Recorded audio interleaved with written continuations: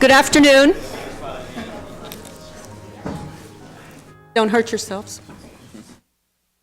Hi, I'm Ann Stousball. Good afternoon, everybody, and welcome to the first Mayor's Climate Commission meeting. It's great to be here today, and we're honored that both Mayor Steinberg and Mayor Cabaldon are here with us to kick off this important meeting. So I'll turn it over to you, Mayor Steinberg. Thank you very much, Madam Chair and members of the Commission. I just got to say, I cannot tell you just how happy it makes me to see so many leaders of our greater community sitting in front of me, ready to get to work on the most important challenge facing our world, and thus the most important challenge facing Sacramento. Thank you all for your service, and I want to thank Mayor Cabaldon, who you will hear from in just a moment. It was very important that we launch this together because the climate challenge, of course, knows no artificial boundaries, and I hope and believe that this will turn into a much larger effort throughout the entire region. Of course, we have representatives of a number of our regional governmental organizations here, for this is more than just the city of Sacramento and West Sacramento. I understand how busy you all are in your professional and community lives, and I'm grateful that you are making climate action a priority by participating in this process. Why are we here? Simply put, the state has set a goal to get to carbon zero by 2045. It is important that our cities do their part. And both Mayor Cabaldon and I have endorsed these goals for Sacramento and West Sacramento. The need is obvious. At a time when the federal government is retreating from the climate battle, mitigating the threat of climate change and making our communities more resilient to its impacts is not only part of our personal ethos, it's also our responsibility as mayors and as leaders of our respective cities.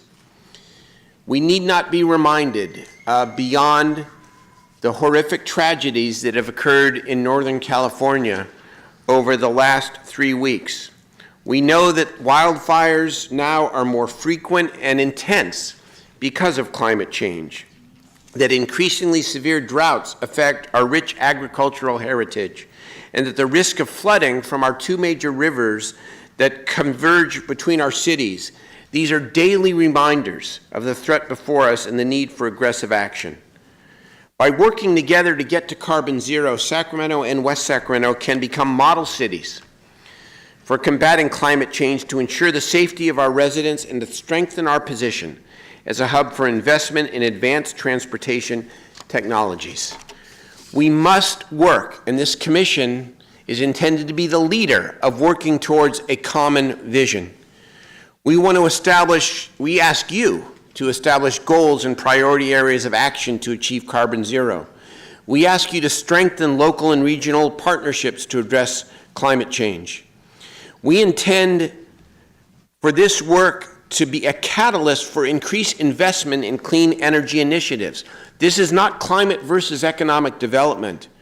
It is both. We intend for this commission to help make this region more competitive for state cap and trade funds. We're not getting nearly enough given our prominence and our geographical proximity to the state capital. Let's change that. We need you to help guide us towards becoming the hub for the development and deployment of advanced transportation technologies, helping us to diversify our economy. The state has shown that we can both cut greenhouse gas emissions and grow our economy. Let's take that to the next level here in Sacramento and West Sacramento. And of course, infused in the work of this commission must be a focus on equity, strengthening our disadvantaged communities, saving residents money, connecting them to jobs in the clean energy economy, and improving their overall quality of life. Climate action and economic prosperity go hand in hand. The broader economy is already transitioning to cleaner forms of energy and rewarding those who reduce their carbon footprint. Here is your opportunity and our opportunity to come together to identify ways that Sacramento and West Sacramento can take advantage of this transition on behalf of not just some people, but all of our residents.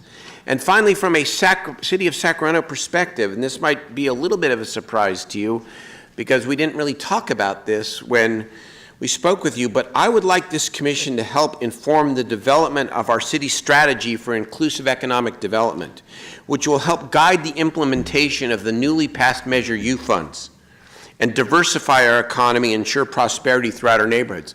So in other words, we are at the beginning of a process to help determine how we're going to invest these Measure U funds, especially the second half cent. We campaigned on building a modern, inclusive economy. It ought to be centered on green energy and improving the climate. I want to thank all the funders here because we would not be here if the funders did not step up. I want to take a moment to acknowledge them, many of whom are climate leaders in their own right. We got a very generous gift from the Resources Legacy Fund for $30,000. I want to thank the Sacramento Metropolitan Air Management District. Dr. Ayala, thank you for your support. We got a grant from SMUD. Have you all heard of SMUD? Sacramento Municipal Utilities District.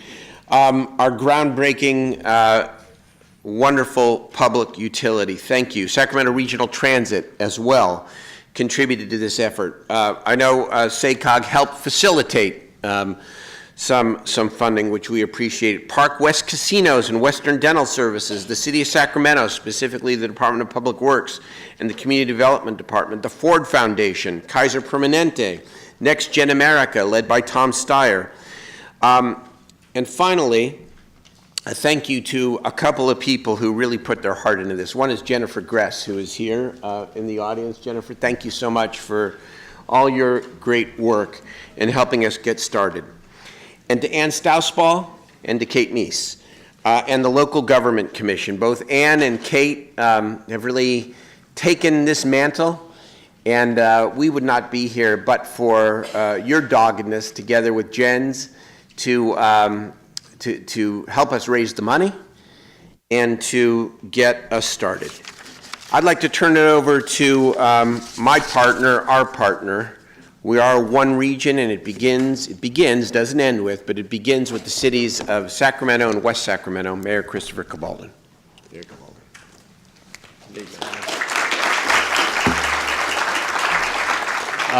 Thank you, Mayor, and to Chair Stausball and to Commissioners. On behalf of the City of West Sacramento, thank you for stepping up to what is an enormous challenge, perhaps a near impossible challenge. It's so near to impossible that we can only even hope to tackle this with the leadership and the ideas, the drive of some of the smartest, brightest, most accomplished leaders in our region. And so thank you for agreeing to step up to what we're attempting to accomplish today. As Mayor Steinberg said, this is the most compelling global crisis that we face, but we are also facing it here in our two local cities and in the region. Whether it's the wildfires or the threat of flooding, the threat of climate refugees from the Bay Area, from other parts of the world, the impacts that we are facing in our region we're only now starting to discover how profound they really are for our, not just our lifestyle, but our very survival as a region. And as two cities at the center of what has tremendous potential in California as its capital region. And we are nowhere near meeting those goals. We are not one additional LED light bulb away from satisfying our climate change objectives. We're not one more mixed-use housing development away from stopping global sea level rise. We have so much work to do, and the scale of our challenge is absolutely enormous. And so I hope, as the work proceeds, that we keep that objective of carbon zero squarely in focus, and recognize how far we are reaching beyond our existing capacity, beyond even our existing best ideas are nowhere near. We could do all of the ideas that each of us have proposed, add them all up, and we would not be there as a region or as a country or as a planet. Given that scale, it will require each of us to step up with all of our creativity, our connections, our ideas, in order to try to bridge this gap. As Yoda would say, there's no try, there's only do. There is no collaborate, there is only do. It is often tempting in these sorts of forums to think about, okay, if we achieve carbon zero in 2045, then what should that look like? You know, what should we have accomplished along the way? And there's no point in achieving carbon zero if we haven't addressed the crisis in aging along the way. There's no point in achieving carbon zero unless we've dealt with systemic poverty. And all of those are essential for us to deal with, but we must achieve carbon zero first as part of this effort, right? This is an enormous challenge and a leap for us to achieve, and that will only be possible if each of us focuses not on what we accomplish along the way, but how we're going to get to this important goal.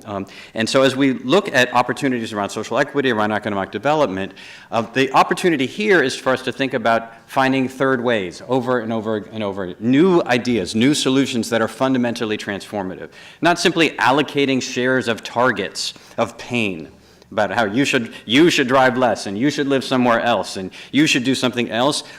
The state and others, and we have all done that many, many times. We will continue to need to do that to give us a framework, but what we need are your best ideas that we haven't thought of before, that can enliven and enrich and increase prosperity, increase social equity as we accomplish them. We know how to do that in this region. We've done that over and over and over again. And you look outside, you see our cherry red bikes. Among the most successful in the country. You look at our blueprint for the Future project in the last decade that became really one of the best examples in the country about how to radically change a region's approach to land use. We have done this before, and we have done it in this space of climate change in particular.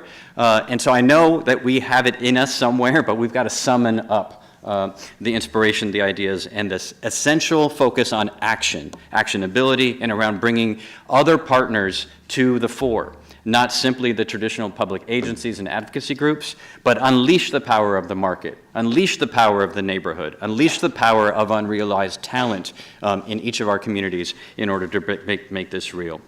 I'm proud of what both of our cities have accomplished in the climate space. In non-traditional and traditional ways, whether it is in microtransit and other opportunities for transportation, whether it is in leadership in the first affordable housing projects financed with cap and trade funds in California, whether it's our early stage work on climate action plans, and Sacramento and West Sacramento were two of the very first cities in the country to join the Mayor's Climate Protection Agreement more than a decade ago. Our two cities have been at the forefront of this work. We've accomplished a great deal. It is nowhere near enough. And so thank you for signing up to a challenge that I know both Mayor Steinberg and I do not have the answer for, which is why we've asked for folks that are smarter than us to come together and clash. And use the power of what you have together in order to create something that none of us individually could have put forth in order to accomplish this important task. So thank you for the service that you're bringing to this work. Please bring in a full action orientation of what you can do, but also of how we might bring to bear the incredible resources, talent, ideas, and power of so many invisible parts of the solutions that have not yet been seen up to this point. I want to particularly thank Mayor Steinberg. As he's described it, it's perfectly natural for our two cities to be collaborating. It isn't. The city of Sacramento is, 8, 9, 10 times larger than the city of West Sacramento, and there are 20 other cities in our region. It is the commitment of the city of Sacramento to work as a peer with its little brother or sister across the river on projects like this that has made this possible, and the work to assemble the commission and to bring the resources together and to invite us to be a partner and a peer in this has been a result of the mayor's vision and the city's continued support of that partnership across the river. And I want to say particular thank you to Mayor Steinberg for his sharp, crisp, bold vision around this issue and his not just willingness but insistence that this be a joint effort, both because of the relationship and the potential that our two cities have, the track record that we have together, our ability to do better, things like compete better for cap and trade together, but also to inspire and lift up the entire region, ultimately the state and the country. Because as we learned from just the Friday announcement around the federal research around wildfires, it has been the case for the last 15 years, with only episodic exceptions, that it has been the cities of America and the state of California that have been leading the way on this issue. Although it may seem, and it is true, that we alone cannot solve climate change, no one has made significant progress on climate change except at the subnational level, and you are the center. This is the place where Sacramento and this region can define itself as the center of the climate change green economy, but also solve the most compelling environmental crisis of our time. Thank you for your service, and we look forward to partnering. Thank you, Chris. Thank you, Mayor Cabaldon. That was great. Just one concluding comment, and then I'll turn it over. I'm really glad that Mayor Cabaldon mentioned the blueprint, because that was an example in the region's history. That was an audacious idea, and a lot of folks said that could never happen, and it did, and it led to the passage of SB 375, which became a national model for climate change and smart growth. And so I guess your challenge here and your opportunity is come up with the next blueprint here. Not literal blueprint, but come up with the next big audacious idea. Please be bold, please be provocative, and don't be afraid to be controversial, because that's the only thing that will lead us to the change we all want to see. I'd now like to turn the meeting over to the Chair of the Commission, Ann Stausbaugh. Ann is the former CEO of CalPERS, the nation's largest public pension fund. She also recently completed a tenure of over 10 years as chair of Ceres, a nonprofit working to catalyze the flow of capital, again, that economic development, to support the low-carbon transition. Thank you again, Ann, for agreeing to serve as chair. And Ann, of course, is joined again by Kate Meese, the Executive Director of the Local Government Commission. I want to thank you, Kate, again, for all your hard work on climate policy and working with us on the Commission and under their capable leadership. Both Mayor Cabaldon and I are proud to turn the figurative gavel over to you. Good luck. Thank you. Okay. Thank you so much, both mayors, and it's great that you were able to be here today. And welcome, everybody. Hope you all had a great Thanksgiving. I'm really happy to see so many people here. It's really important to us to have your support. And thank you to you all. It's a little daunting to hear about our near impossible mission, but I am always a glass is half full person, and I think it's really important that we infuse this effort with that spirit, because that's how we're going to get it done. Mayor Cabaldon mentioned the report that the federal administration put out last Friday, and that report made it clear that embarking on what we are taking on is more urgent than ever. The report was a dire warning and an urgent call to action, a call for action that is immediate, that's bold and audacious, and that's at the scale to get us to carbon zero before it's too late. So I am so grateful on behalf of our communities that our mayors have undertaken this commission and given us this mandate. And I would like to begin by appreciating them both for their leadership. And I want to reiterate the thanks to Kate from LGC and her team, Ben, Julia, and Helena, who aren't here, and Grace, and also to Jen Grace from Mayor Steinberg's office, and Katie from Mayor Cabaldon's office. It took all of those people working tirelessly to get this off the ground. And thank you to all of you commissioners for the commitment to participate, and again to all of the public for being here. We've got a full agenda here today, and in a minute, Kate's going to go over the mandate and the objectives for the commission and the structure and process. But in preparing for this first meeting, I met with all of the commissioners here and with a lot of people from the community, and there's a point that kept coming up, and I want to reiterate it, and that is to acknowledge all the excellent work that's already going on in our communities, all the work around vehicle electrification, improving bicycle access, the jump bikes and the lanes. The Mayor Steinberg mentioned SMUD. They're recognized throughout the country for their green energy program. The air quality district work on the community car share program in low-income communities, RT's efforts around ZEV or ZEV and transportation, SACOG efforts, again, around regional planning and bike sharing and many other things. And really the point is that our goal is not to reinvent any of that, but rather to build upon all that work that's already happening, to reach consensus around a common vision for the transition to a low-carbon economy in a way that furthers social equity and economic prosperity for everybody in our communities. We need to accelerate the effort that's already happening and support that acceleration by seeking new partnerships and collaborations, positioning the cities, as the mayor said, for increased funding and financing, and building political and community support for the transformation.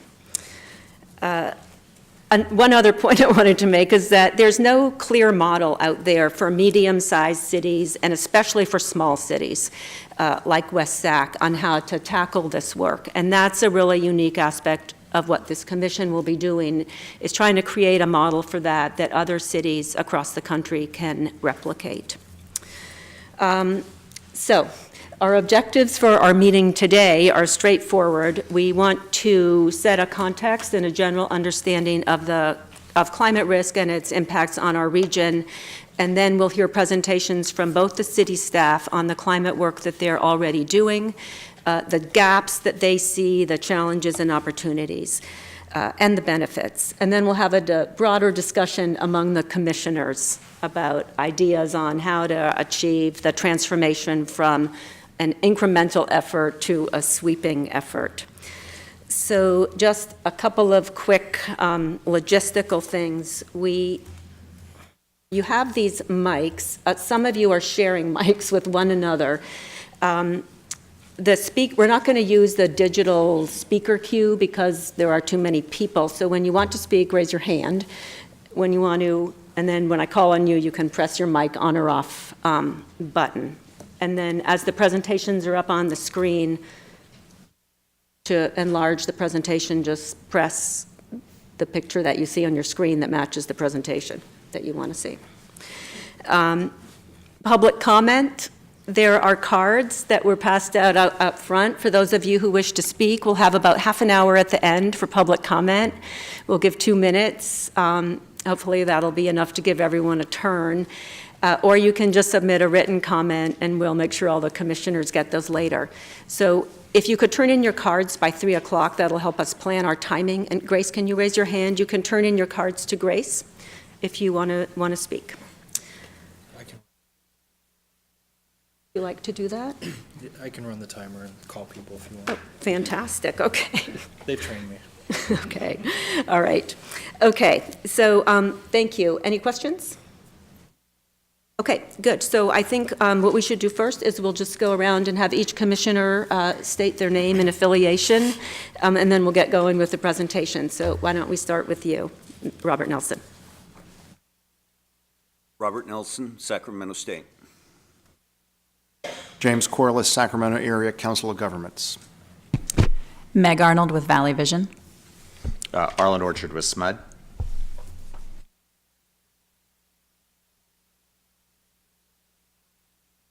Thanks. Lori Littman with 350 Sacramento. Henry Neal with Sacramento Regional Transit. Stephanie Bray, United Way, California Capital Region. Steve Hansen with the City of Sacramento, but I'm also on several boards of people here, so I just want to say thank you to Kate as her vice chair for helping lead the way here. Kate Meese, Local Government Commission. Chris Ledesma, West Sacramento City Council.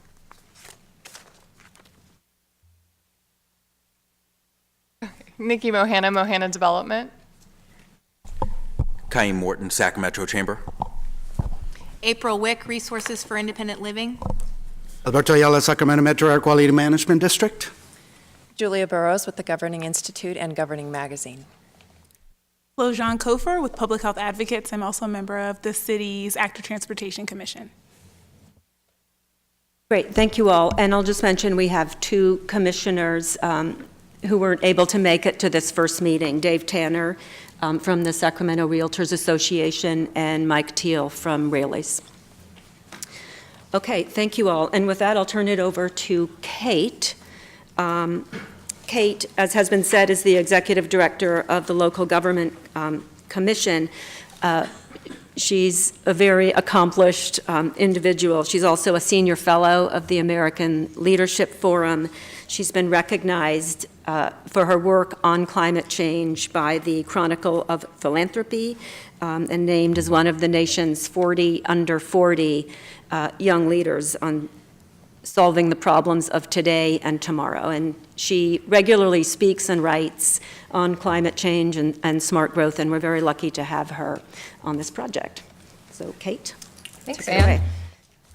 So I'm really thrilled to be a part of this effort. We have the chance to work with, we've got a network of over 700 local government leaders across the state and the nation. So we do a lot of work with communities all over the nation on climate change, sustainable water use, energy, healthy community design. So it's really great when I can be here and work with the leaders in my own community. So this is a true pleasure. I want to underscore a couple of the comments made earlier. The reason we work with local governments in this space is that 2/3 of the greenhouse gas emissions are related to the built environment and local land use decisions. So it's really critical the role that we can play at the local level. 70% of the world's greenhouse gas emissions are produced by cities, and they house 50% of the world's population. So you start to get a sense of why it's so important that cities have a really significant role to play in addressing climate change. So it's not just a lack of federal leadership now in the issue, it's that we are closest to the problem. We can solve the problem. We have a scale where we can pilot really innovative initiatives and see what works, and then scale those projects out. And particularly here in California, I think the role of cities is so important because we can be the test bed. And I think Sacramento and West Sacramento here in the state's capital has an even larger opportunity to do that.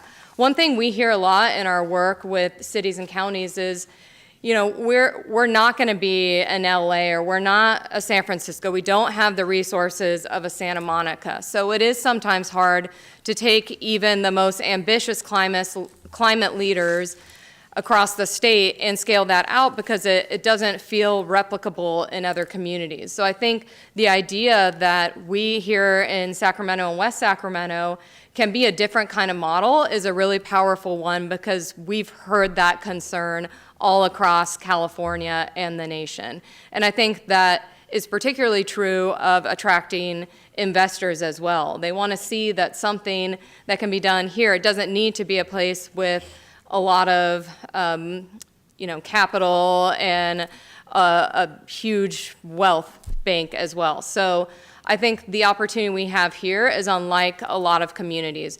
The other thing I've seen is that we have so many amazing initiatives, and a lot of them have been referred to already, but we don't have the visibility around it, and we're not able to express as much the clear vision that knits all those pieces together. And that's one of the things that we want to do through this commission. We want to provide a platform for the amazing work you all are already doing, and we want to figure out ways to make the sum greater than the parts, to knit all those together and really be the catalyst that can help expand and become more ambitious. Because as the studies have shown, and we're going to hear later this afternoon, that we need to act. We need to go deeper and we need to go faster than we have been. So just a little bit in terms of the process, we have 5 commission meetings, and we're going to have 3 technical advisory committees that are going to support the commission's work. So that is where a lot of the deep work is going to happen in developing recommendations that will come back to the commission. The 2 main areas we're going to be looking at are the built environment and the mobility sectors. And the reasons we're looking at those 2 sectors are they are the biggest emitters of greenhouse gas emissions. So when we think about having to be as ambitious as getting to carbon zero by 2045, we're going to have to tackle those two areas where most of the emissions are coming from. So there'll be other strategies we look at, but those are the two areas we need to be extremely ambitious and find third ways to operate, as Mayor Cabalden said. We also understand that we will not be successful if we don't look at outcomes in those two sectors that support health and resiliency. So we have a third technical advisory committee that's going to be focused just on public health and resiliency. Finally, we also know we won't be successful if we're not finding a way to lift up everyone in the community. So we need to have strategies that support inclusive economic development, and we'll be holding a business roundtable to look at the economic development piece. And I think there are a lot of great initiatives that have been pointed to, Measure U, some of the prosperity initiatives in the region that we want to build on and figure out a way to integrate a climate lens through those initiatives. So that's the process. Happy to take any questions on that. I think, a lot of this work can be really daunting and overwhelming. And for me, what provides me the hope and the optimism that I agree that we need to have is I have the pleasure of working with leaders, like the leaders in this group and all across the state, that are taking this issue seriously and are finding the most innovative, amazing ways to address this in a way that also addresses the other problems that we need to address, like social inequity. So I think we have many of the right people at the table, and I'm confident because I'm confident in the leaders in our region, and I think we can really see this as an opportunity to improve the resiliency and prosperity for our community. Thank you. Thank you. Kate, welcome, Mike Teal.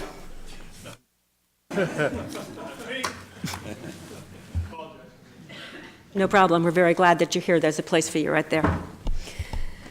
Any questions, commissioners, for Kate?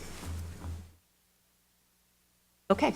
Thank you, Kate. Okay, with that, we'll turn it over to the climate science portion of the agenda, which will be presented by Ben Holton from UC Davis. Come on up. Ben is the director of the John Muir Institute at UC Davis, and he was the lead coordinating author of the Sacramento Valley Regional Report for California's fourth climate change assessment. So we're very lucky to have him here today. Great, thank you.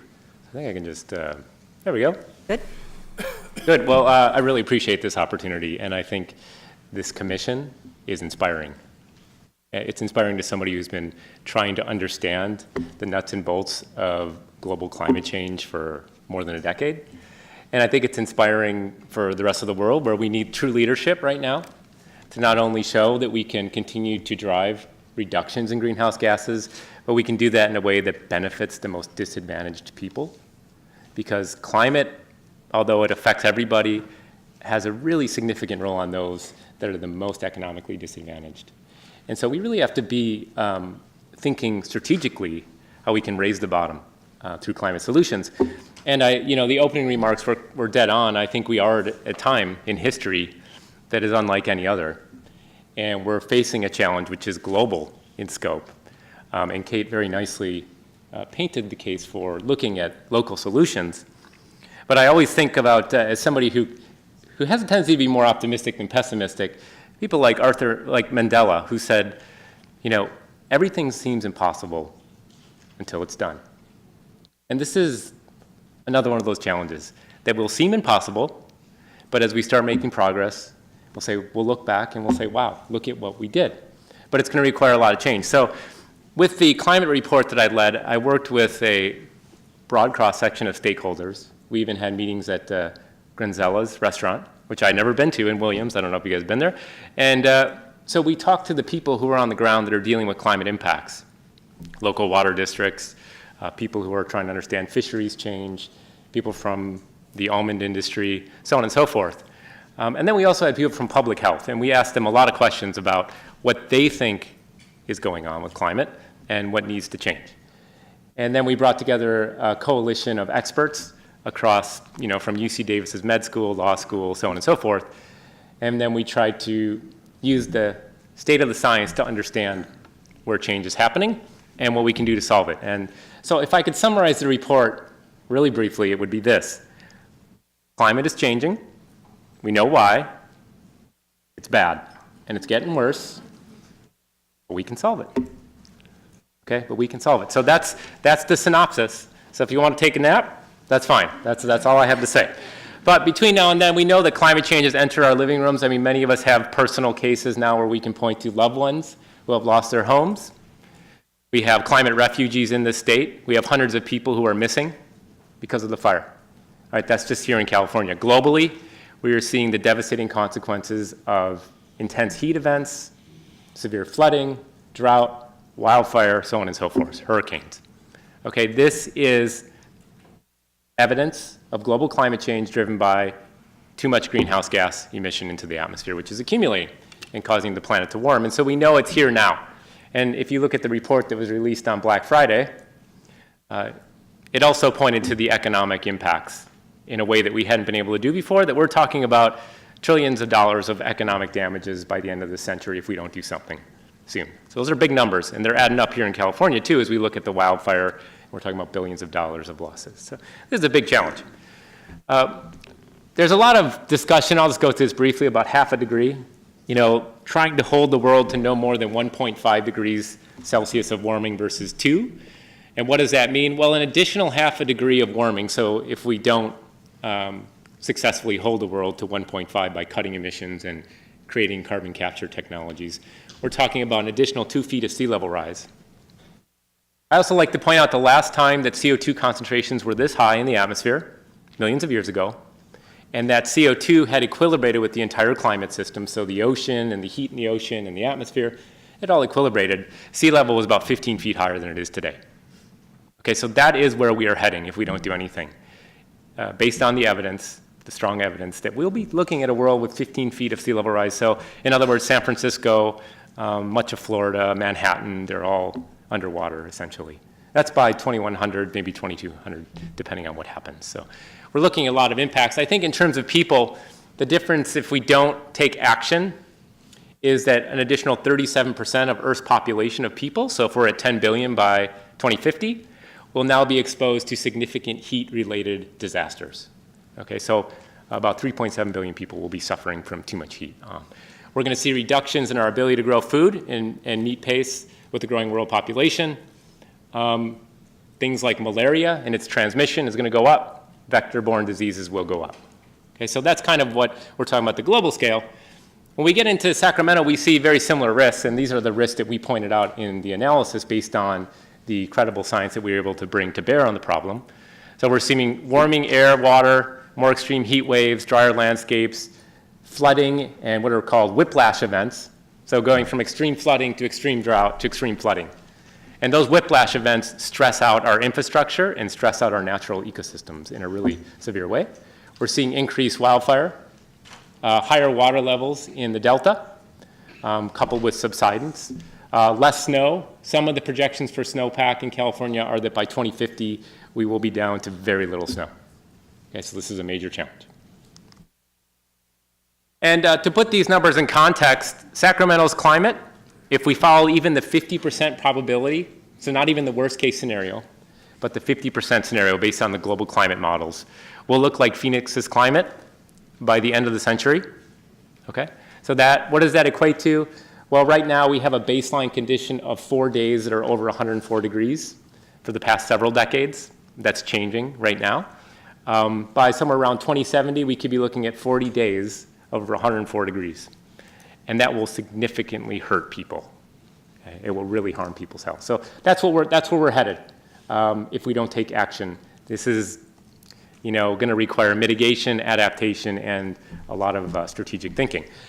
The fires are obviously responsive to the climate. So here you can see the cool and wet, cool and dry, hot and wet, and hot and dry quadrats based on the climate data. And then you can map to them the most destructive wildfires we've seen in California.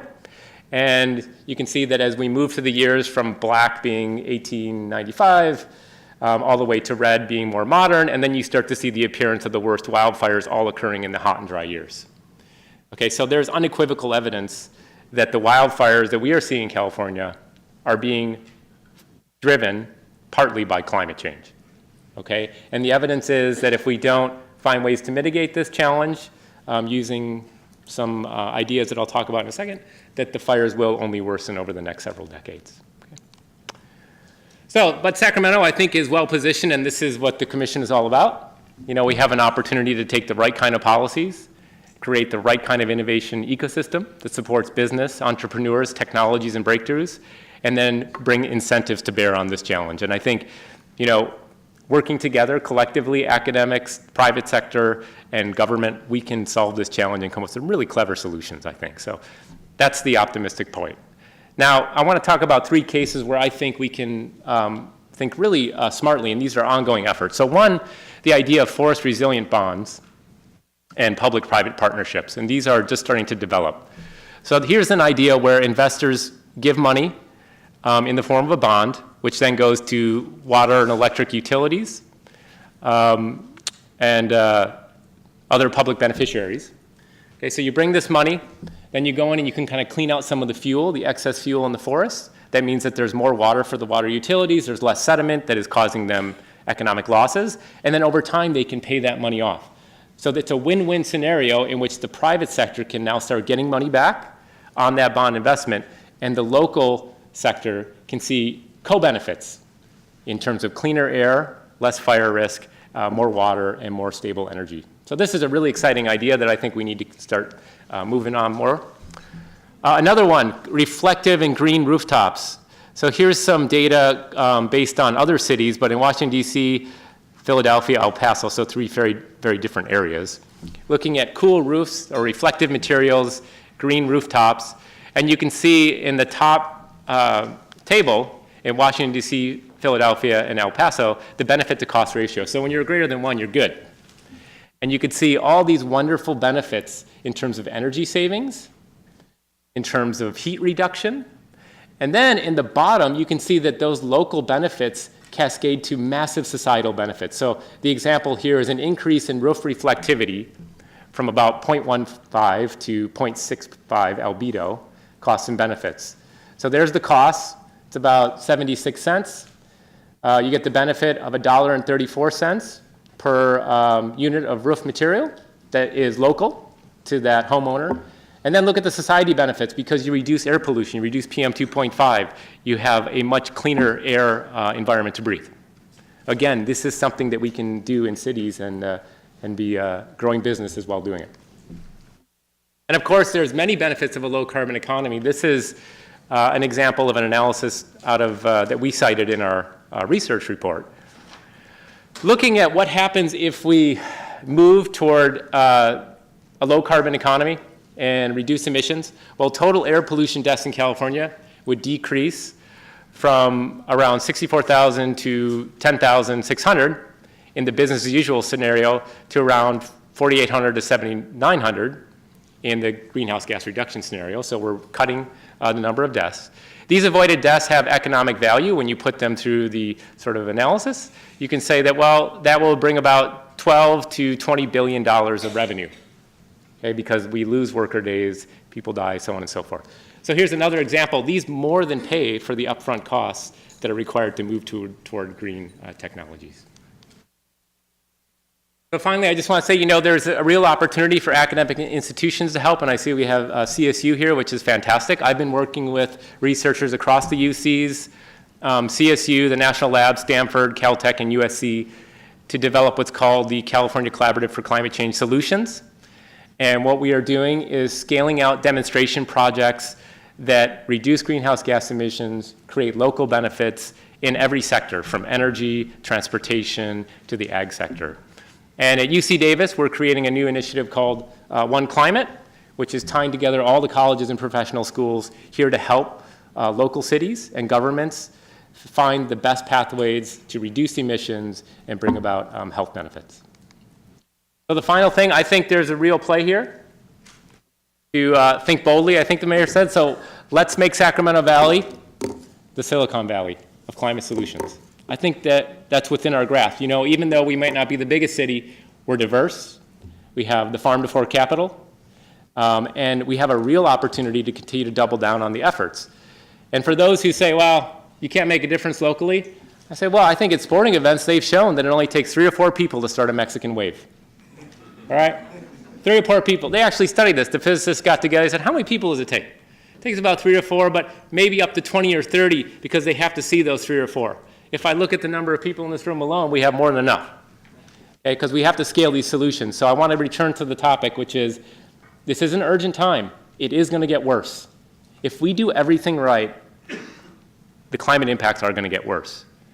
But the most devastating impacts we can avoid still, if we take action today. So thank you for giving me the time to address the commission. And any questions, of course. Great. Thank you, Ben. Great presentation. Okay, questions, reflections, thoughts? All right, Alberto, thank you. I'll jump in. Thank you, Dr. Holden, for a great presentation. I wanted to ask you about a different dimension to the climate problem, and that is much of what we're facing has to do with changing behavior, human behavior, basic human behavior. And I think the references that we keep hearing about the federal state of the rhetoric about climate makes this fundamentally flawed assumption that doing nothing is not going to cost us anything, right? Taking no action is going to be very costly, as you pointed to. So my question for you is, in your group of academics and the research, are we making more progress? Do we have a better sense in terms of how do we more effectively communicate, not to the people here, because we get it, right? We drank the juice, that's why we're here. But how do we more effectively communicate to the general population that taking no action really is going to come with a very high cost on a number of dimensions when it comes to just health impacts and air pollution and devastation and everything that you pointed out? Fantastic. Terrific question. I wish I had the answer. I can give you sets of answers. Look, we're all people. We have same values if we're willing to talk about them. And I think the climate science community has recognized that one of the challenges, when the solutions are more difficult to special interest groups than are the problems, it's very difficult to make progress. So that's number one. When we're working with communities, we have to go in and explain to them that the changes that are happening are not some random change, that we have credible scientific information, that these are being driven by the decisions we're making and the continued use and reliance on fossil fuel emissions. And so I think that the research community is really starting to take an inward look at how we have failed by not being as engaging with communities, by sitting in the ivory tower. And I think we're undergoing a massive change right now for the better, but we don't know the answer fully. I think when the climate report came out, it came out on Black Friday, and there were a lot of tweets, but we have echo chambers. Okay, so one side is seeing them and another side isn't. One of the opportunities, I think, is to, and I don't know how we influence this, but sort of mainstream media continues to bring on people who have no understanding of climate change. It'd be like bringing me on an automotive show, on Car Guys. I'd be like, well, I know a muffler, and I don't know. Yeah, that's all I need to know. We have to start bringing these scientists onto these shows and letting them talk and have equal airtime. I think that would make a difference. But the truth is, what I've observed is that talking about values and going into the communities that have been hit by climate impacts, regardless of what their political ideologies are, and humanizing these changes is really important. And that's I think, the best we can do right now. Yeah. Great. Yep. You have a question? Yep. Vice Mayor Hansen, go ahead.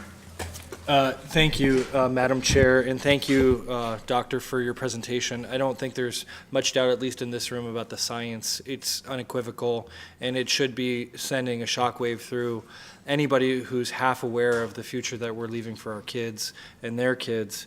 But one of the things I'm really trying to understand is where the science points us, and I thought it was very helpful you showed us the value of some solutions versus the cost, and the public health impacts of certain things and the cost to industry to do them or the cost to government to do them, I think is a very provocative line of thinking, especially if we embrace the challenge for Mayor Cabaldon, which is new ways. I think we've spent a lot of time investing in things like cap and trade and infill development, transit, and I don't think that we need to abandon those things.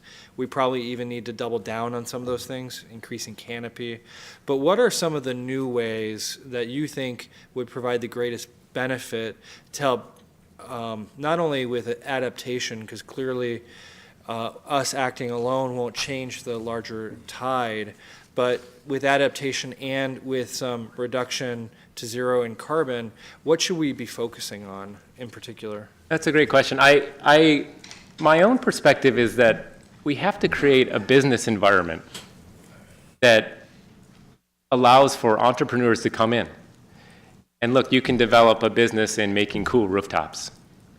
And let's incentivize those activities. Let's ask that question, what does that innovation ecosystem need? And I really believe that if you look at the younger generation than me, they are so motivated. And if we can get them to understand how they can make money by driving, I don't know, there's all these new technologies. One example is there's new ways that you can make concrete that absorbs CO2 from the air instead of emitting it. So it's a little more expensive to get that going. But if we give a little bit of incentive to that kind of business, we could see that our roads and our new buildings are all made with concrete technology that's absorbing CO2.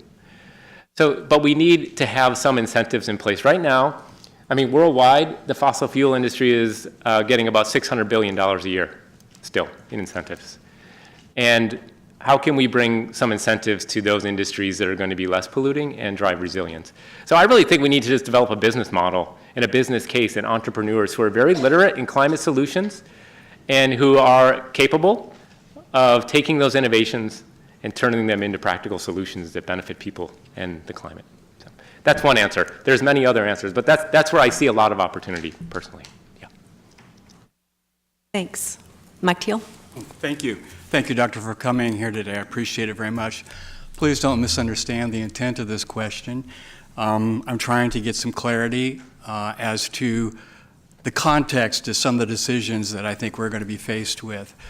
If we were to do all the things that this commission suggests that we do, and if we do achieve a carbon neutrality by 2045, would it make one bit of difference as far as the dire claims that you listed on the screen?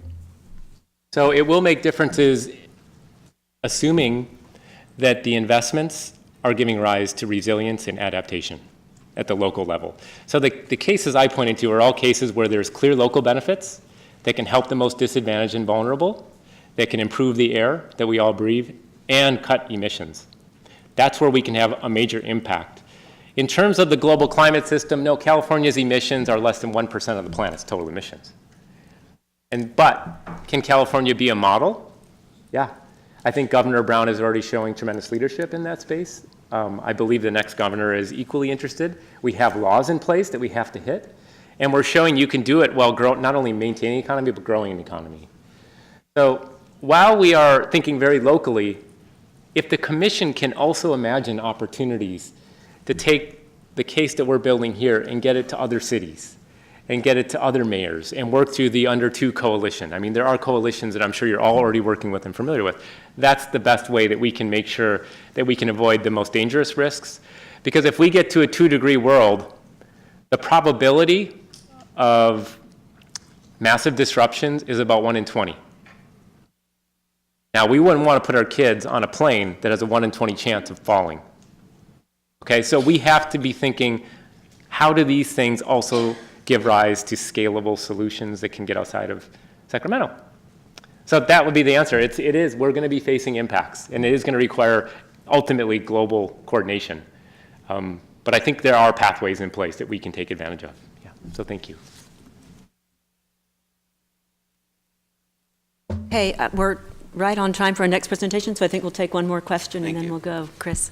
Thank you very much, and thank you, Doctor, for the presentation. And I think Mike just asked part of my question, which is around context, because I think all of us here work and recognize the fact that this is a very local effort to be able to drive local land use or mobility or other solutions that could get to it.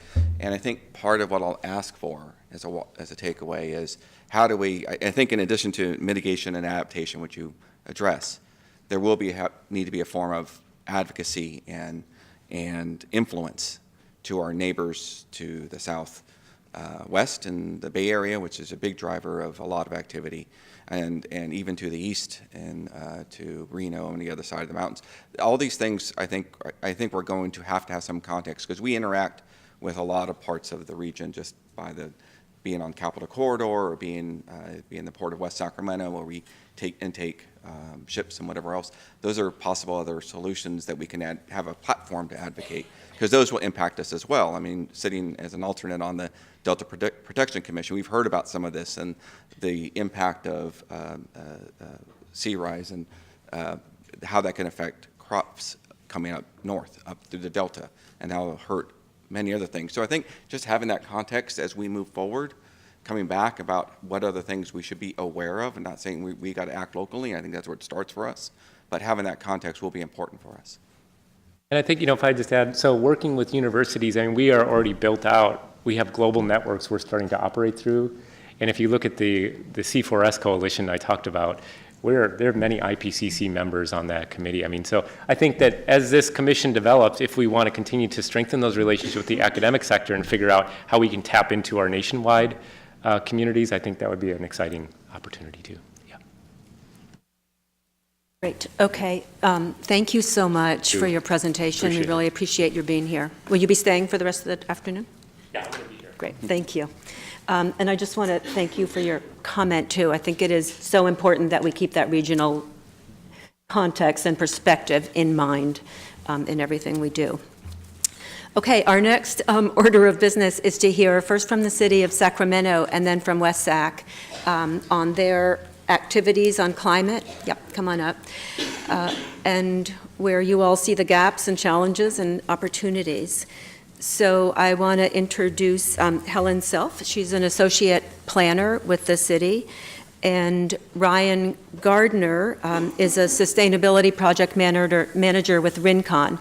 And Rincon is the firm that the city of Sacramento has brought on to assist with not only the climate action plan, but the general planning for the city. So I'll turn it over to you. Thank you. Good afternoon, Climate Commissioners. As Ann said, I'm Helen Self. I'm a member of the city's long-range planning staff, and my role today is to give you some background on the timeline. And what happened to my timeline? My slides? Nope. Okay. On the timeline for Sacramento's key climate policies and actions that get us where we are today. And so the first one, as you probably have heard of, AB 32, known as the Global Warming Solutions Act. It was passed by the state of California in 2006. It required the California Air Resources Board to develop regulations to reduce California's greenhouse gas emissions to 1990 levels by 2020. And then the city's Sustainability Master Plan was adopted in 2007. Its purpose was to get sustainability initiatives on the City Council's agenda. Sustainability policies were included in the city's 2030 General Plan, which was adopted in 2009. To implement these policies, the city then prepared a municipal climate action plan, completed in 2010, and a community-wide climate action plan, completed in 2012.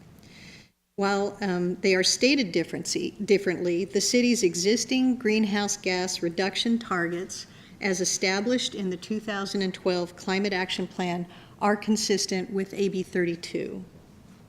The Municipal Climate Action Plan addressed greenhouse gas emissions from the city's internal operations, such as city facilities, city vehicles, and other sources that the city has control over. The 2012 Climate Action Plan addressed greenhouse gas emissions from the Sacramento community, including emissions that the city doesn't have control over but can influence, such as private vehicles and energy use in existing buildings. The 2012 Climate Action Plan also contained a chapter on strategies for adapting to climate change.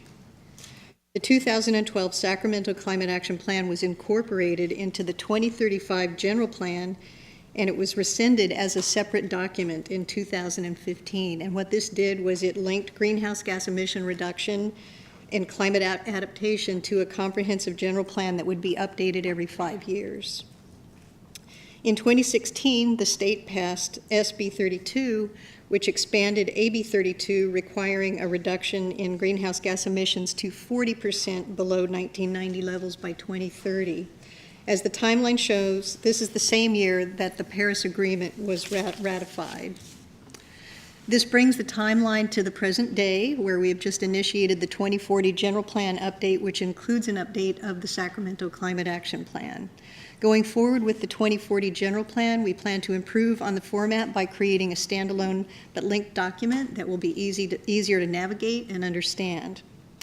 And there are a lot of exciting new initiatives that weren't included in the previous Climate Action Plan that will be included in the new one. And we're also looking forward to the vision and strategies that will be recommended by the Commission, and also for the partnerships that will form to implement them. With that, I'm going to hand the microphone over to Ryan Gardner from our consultant team, who will review Sacramento's climate goals, progress, and next steps. Ryan? Thanks, Ellen. All right. So this first slide is really just a graphical or a visual representation of what the current codified state goals are. And it shows, that's the green line, and then the orange line is the current City of Sacramento goals. So you can see that they're currently consistent in 2020, so the AB 32 goal, and they're also consistent in 2050 with EOS 305, which is the 80% reduction from 1990 levels by 2050. But because there was a 2035 target of 49% reduction from 2005, it's actually not enough to be consistent with SB 32, which is the 40% reduction from 1990 levels. So in the update, we'll have to increase the stringency of the plan to at least hit that 2030 target to be consistent with the newest state guidelines. So just kind of talk a little bit about what we're starting from. This pie graph shows by sector which sectors in the previous climate action plan where the reductions were coming from, basically. So it really just gives an overview on if all the implementation measures were fully completed, what the reductions would be, and it gives you an idea of what sectors were the focus. So really the takeaway from this slide is that energy, building energy specifically, was kind of the focus of the previous climate action plan, with a little bit of support from the mobility sector and 12% from waste, which is pretty high for that sector. This gets a little bit more specific. This is the top 8 reduction measures that the city had in their previous climate action plan. And these reductions are the estimates if they were completely implemented. So a really big reduction from the waste sector. It's kind of all clumped together. There are several actions that were taken within that. A lot of SMUD-related reductions from cleaning the grid, and then smart meters and rebates for electrification, things like that. Public transportation improvements, bicycle facilities, PACE programs, and then the energy consumption and residential development, so RECO and SECO. So like funding basically or ordinances to increase building efficiency. And then a bunch of reductions from state measures like Title 24 and Renewable Portfolio Standard. So what was completed during that time or since that time is a lot of improvement with the electricity from SMUD, a lot of building efficiency incentives there, a lot of success in the water reduction sector. And then a lot of these new initiatives we've been seeing that weren't really accounted for in the original climate action plan, but are being really successful now. So we're seeing, if you look outside, jump bikes all over the place, more more active transportation options, so bike lane infrastructure, car sharing we've heard about a little bit today, and electric vehicle charging infrastructure.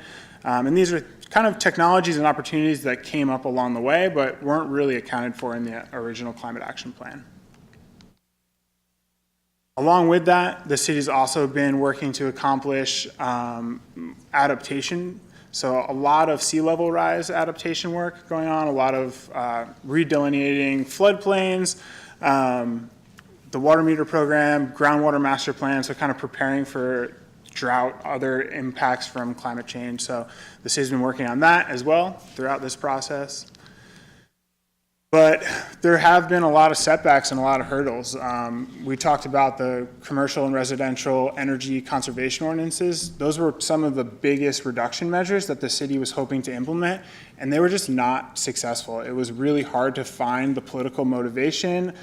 City staff felt that there wasn't enough, that there was a lot of resistance to those things from very particular groups, but there wasn't enough support from the wider community to get those things passed.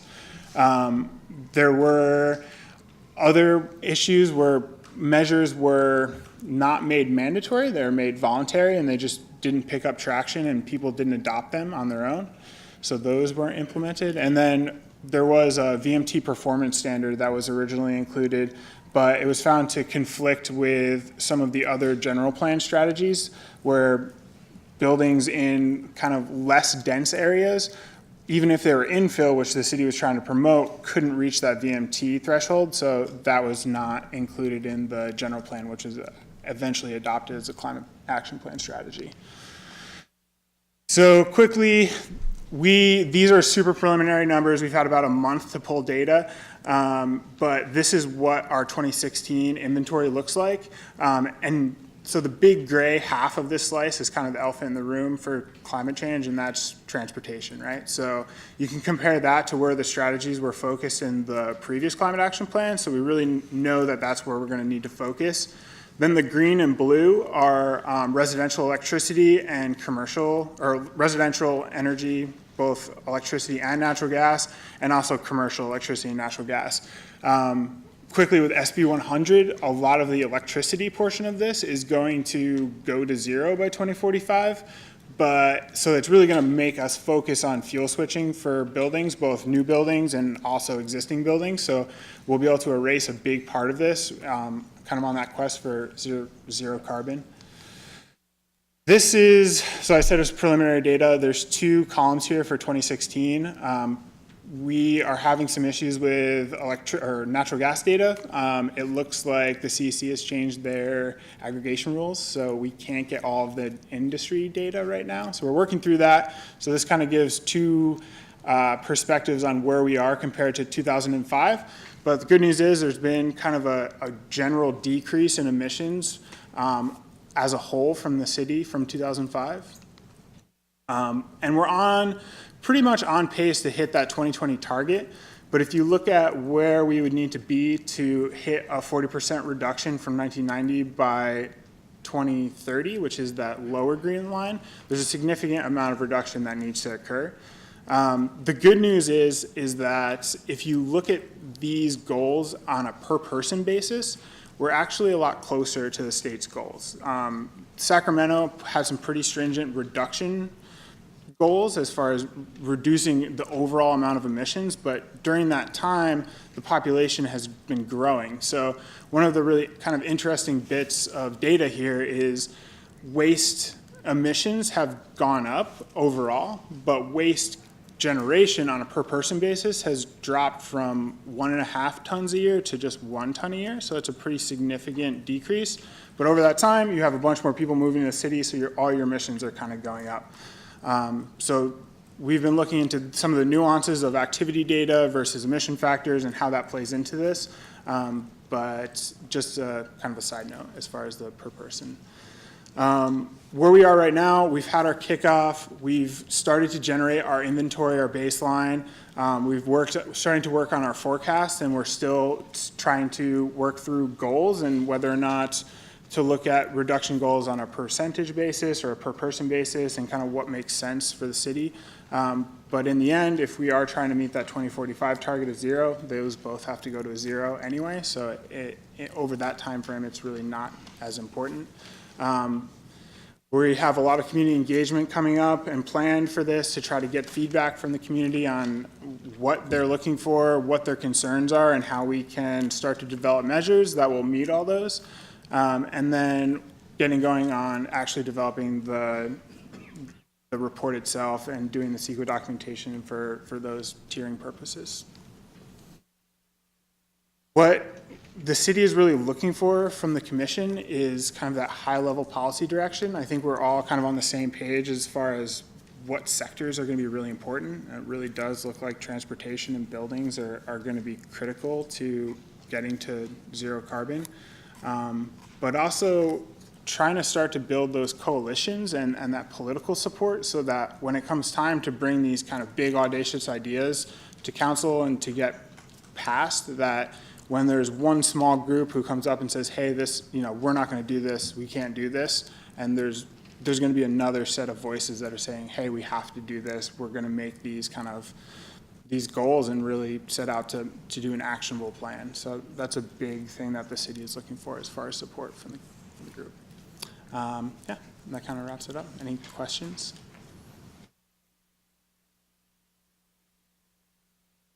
Great, thank you both very much. I just wanted to we clarify have a quick one point. clarification on the presentation, and then we'll take questions. I'm not sure if it was tracked well, but on the VMT point, we have actually adopted a VMT standard in our Central City specific plan that will be carried forward into the general plan that's coming up. So I think while you said we didn't do that, that is something that is actually underway, and we are largely waiting for the state to adopt a standard guidance, but we are moving forward on that. All right, thanks. I think we have time for about 3 or 4 questions. So I see Lori Littman and Julia, is that your light? Or you guys are sharing a light? So, okay, we'll start with Lori and then we'll come back to you. Thank you. I'm just wondering if you're working on a carbon budget for the city in your decision making? Total inventory of all of the sectors? A budget of what our responsibility is for the carbon emitted in a global, a national and global level. We'll be looking, we'll have our inventory and we won't be doing a consumptive inventory or anything like that, but we'll be able to compare our inventory to, what is going on a national and world level. But you're not looking at it as the big picture of what the carbon budget is that we have left to emit and what our responsibility is there? No, not currently a part of our work scope. We're really looking at what the city needs to do to be consistent with the state goals and the goals set by the city to go above those. Okay, thanks, Lori. Julia. Thank you both for your presentation for the City of Sacramento. And just clarifying, are there separate plans for the city operations versus the community climate action plan? And you're speaking to the community climate action plan? Yes, they are, and one of the things that we plan to do in this update is get them into phase because they haven't been into phase. Okay. And the last time we did the community-wide, when we incorporated the cap into the general plan,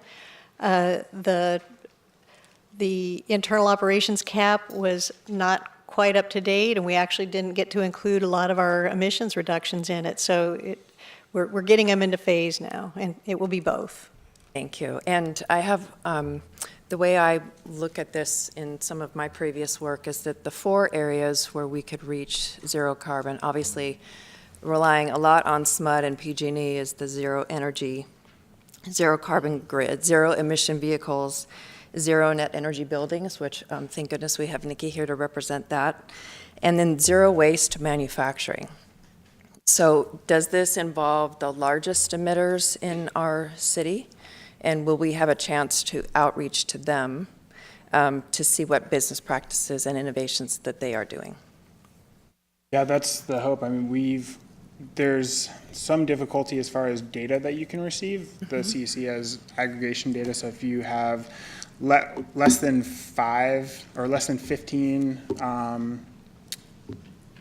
meters, basically, or emitters, you can't get that data, or if they're over 15%, you can't get that data, and that's our problem right now with the industrial data, is that there's a big gap when you look from 2005 to current, and that is going to be those large emitters. So data quality is really hard to come by for those. There's a lot of privacy rules around it, so we're working on some workarounds and working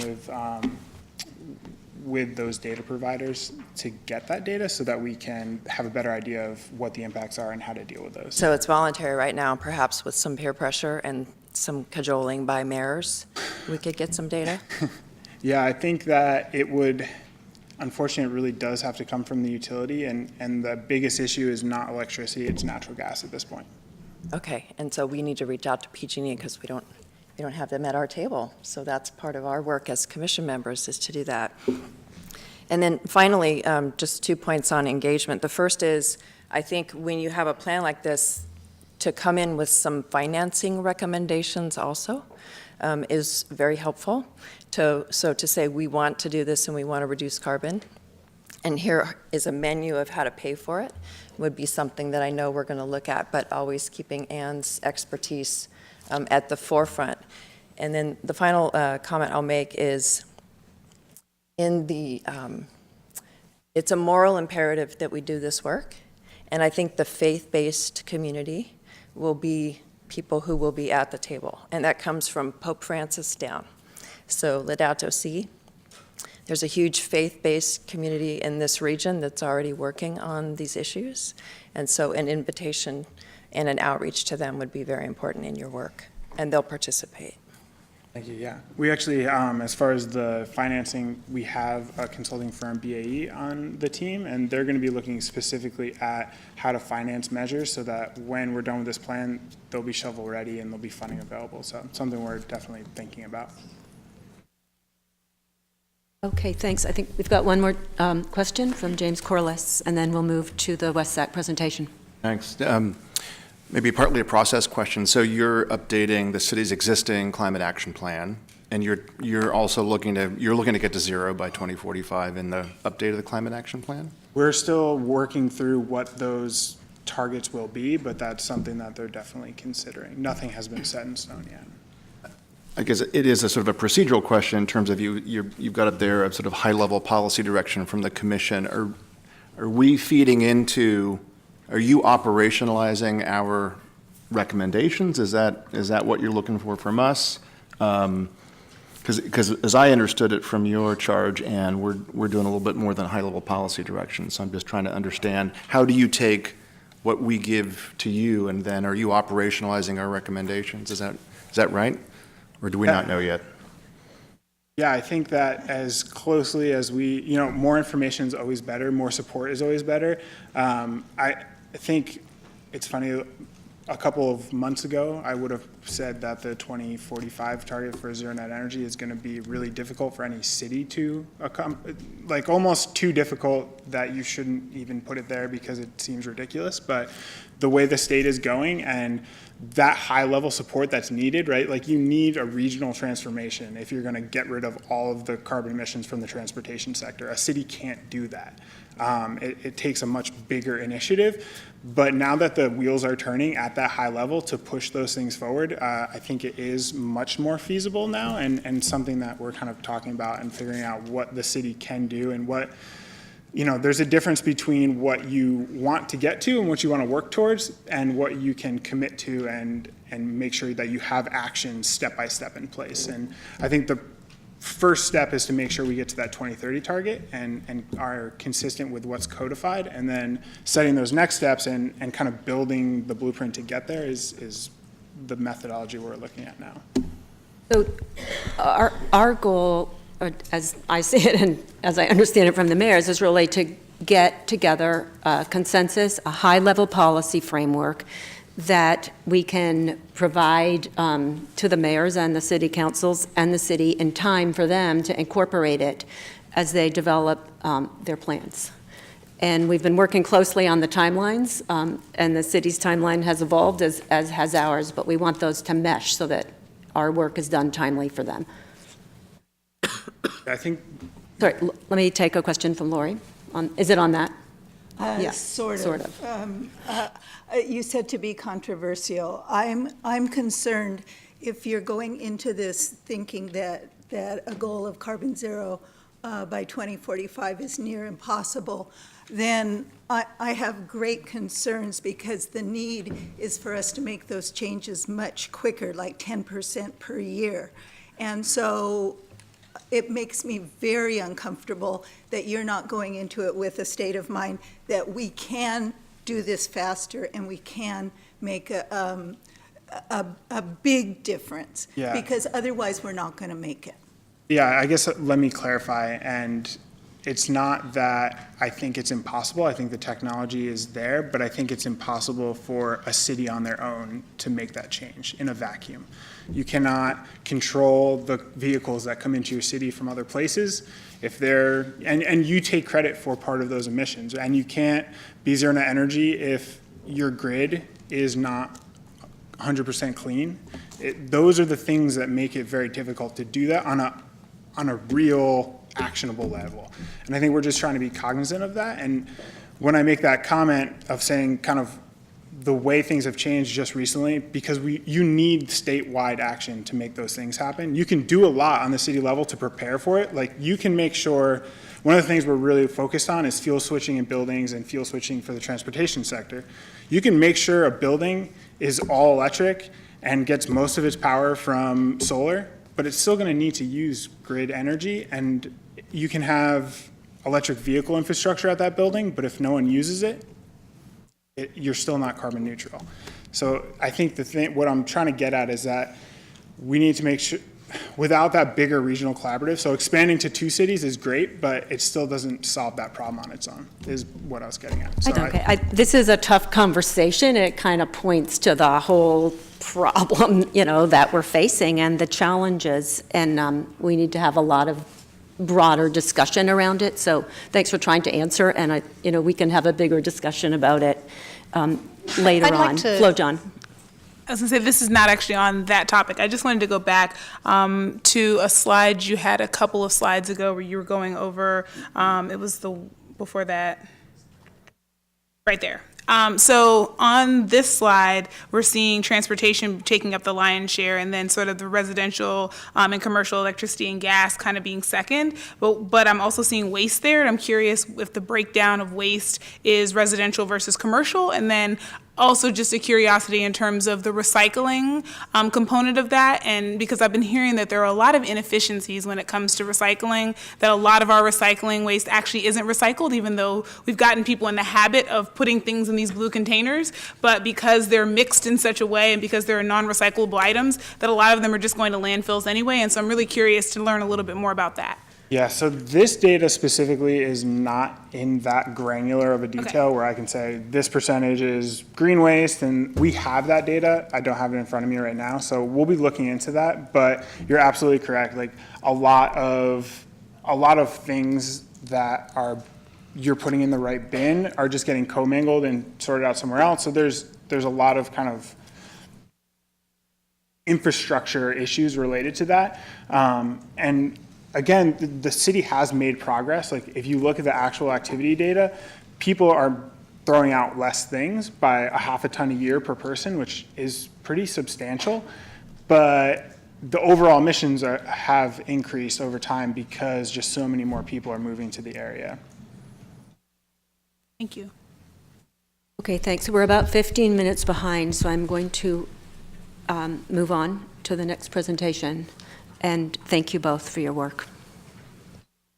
Okay, next is West Sacramento.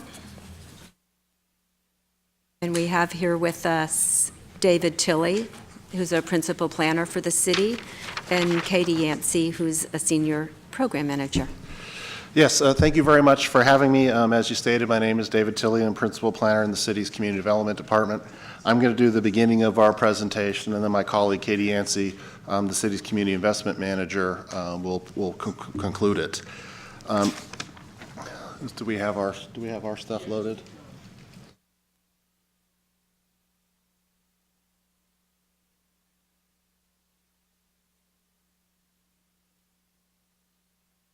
All right, where are we? How am I going to get to my stuff? This question.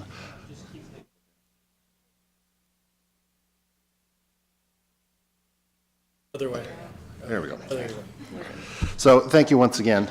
We're appreciated the opportunity to participate in this with the city of Sacramento, as we do with many other initiatives currently and in the past, and will do so in the future.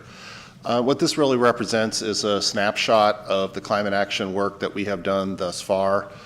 We were fortunate back in the infancy of this particular topic, which really wasn't that long ago, and it shows you just how rapidly this particular topic has evolved, and it's also in its complexity. How we put together an initial cap back in 2010. We were learning as we went at that time, and we were very fortunate to have someone available who took an interest in this particular topic and prepared that initial work for us. Even though we're a small city, we do have some big challenges. Thinking that most people will hopefully recognize the picture in the lower right, which is the Port of West Sacramento, which by its very nature has a lot of emissions. Ships come to ports, ships have emissions. You can't really say that ships can't come to a port. It's sort of counterintuitive, kind of like airplanes have emissions, but you can't tell them not to come to an airport. In the upper right is probably one of our biggest challenges we have to make, and that's our water treatment plant. We are our own water purveyor, and our water treatment plant, which many of you have seen if you've driven over I-80 over the river, is our single largest electricity user, but it's a very constrained property. We've looked at every possible way to add solar out there as a way to try to crack that particular challenge, because it is almost half of our emissions in the water and sewer category. So we really need to make a dent in that particular effort. We will be embarking on an update to our cap later this year. We are excited about getting some direct actionable items out of this particular effort. We feel like we have good high-level policy direction. We get that every year after Council goes through its strategic planning session, and climate action work undoubtedly will be another big important effort for us.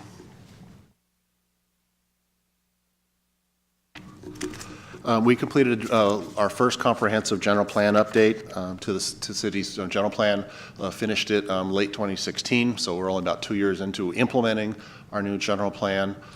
We've included numerous policies in there that were meant to work hand in glove with our climate action plan, which we would still propose to be a standalone document, that way it can become a much more working document. I think as many of us in the room know, updating a general plan, even a very small change, is an effort, and we're limited to the number of ones we can do there. So I wanted to provide the high-level policy foundation in the general plan, and then take the climate action plan into focusing on the A in CAP, which is action. We already have developed numerous municipal operation measures and also ones for community scale, and all of those efforts rest in the policy foundation that's in our current general plan. So we do have some challenges, without a doubt, like everybody else has, on our updating our cap and working on climate matters in general. I touched on our water treatment plant and on our port. We do have opportunities as well. We will be doing our general plan efforts is primarily based around infill. I think something like 80% of our growth that we show in our general plan is of an infill nature. And we get a very hard and large RHNA number every year, and we're very fortunate that our community is supportive of having that additional growth and development. Where the challenge really becomes is how, even though we are a growth community, and we should, from a regional perspective, we should be a growth community, we almost get penalized for accepting all of that growth because we know that growth comes with emissions. And we're not really able to look at those still yet on a regional scale and be able to sort of take credit for the infill nature of growth versus additional sprawl and low density around the hinterlands of our community. So really our focus is really going to be on emission reductions on a per capita basis, as we may have additional emissions as we are going to grow. I think those emissions, if you were to contrast with the equivalent level of growth around the periphery of the community and further stressing transportation infrastructure and thus additional emissions, is where we're best suited to be a growth community and really are an infill community from a regional perspective. And of course, and as I turn this over to Katie, we definitely are trying to proactively manage the land use transportation dynamic. That is sort of, in some ways, in my view, people that do what I do for a living has sort of got us into this mess by not doing that, and then people now that doing what I do can now hopefully help get us out of this mess by working on land use and transportation, cohesively. So with that, I'm going to turn it over to Katie Yancey to finish up. Thank you, David. I love what Kate said earlier on, that this is really focusing on figuring out how to solve the built environment and mobility. And so to our mayor's vein, be bold, we're going to do something a little bold. Hopefully you'll think it's bold here today. We're going to attempt to lift the veil on how we do business.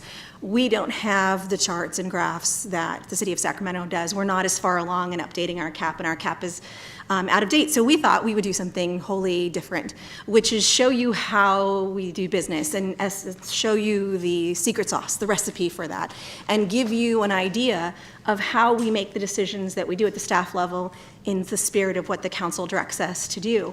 And hopefully that will give you some insight as you take on this monumental task of putting together recommendations for both of our communities. We hope that by doing this, you'll have an opportunity to kind of see where we do things well and maybe where we don't things. So it's sort of that understanding of the known knowns and then the known unknowns and then the unknown unknowns. So hopefully this next few minutes will give you an opportunity to kind of see behind the curtain and how we do things in West Sacramento. So we really focus on the linkage between integrated approaches for land use, infrastructure, and providing transportation choices. So I'm going to walk you through those really quickly. So when we talk about land use, we're talking about the policies, the capital investments, and the programs that go into ensuring that our zoning isn't just a document, that it's really something that's being actualized, that we have a high fidelity to our vision. And we do that by taking a holistic approach. And so we look at from cradle to grave, deindustrialization activities, how we build infrastructure, how we right-size infrastructure, how we don't phase our infrastructure. If we want a certain type of development to go in, you right-size the infrastructure for it. You don't hedge your bets and say, well, we'll add an additional pipe, or we'll do this, or we'll add an additional water tank. You set your vision and you go for it. And we also make investments in our affordable housing. And it's not an afterthought, it's something that we put at the forefront of what it is that we're doing. Because equity is beyond just this issue that we're talking about in terms of climate change resiliency. Equity has to be something that we look at in every decision that we make. And so for us, we look at affordable housing and say in our infill development, in our urban areas, we want income diversity. And so we include affordable housing in our land use decisions.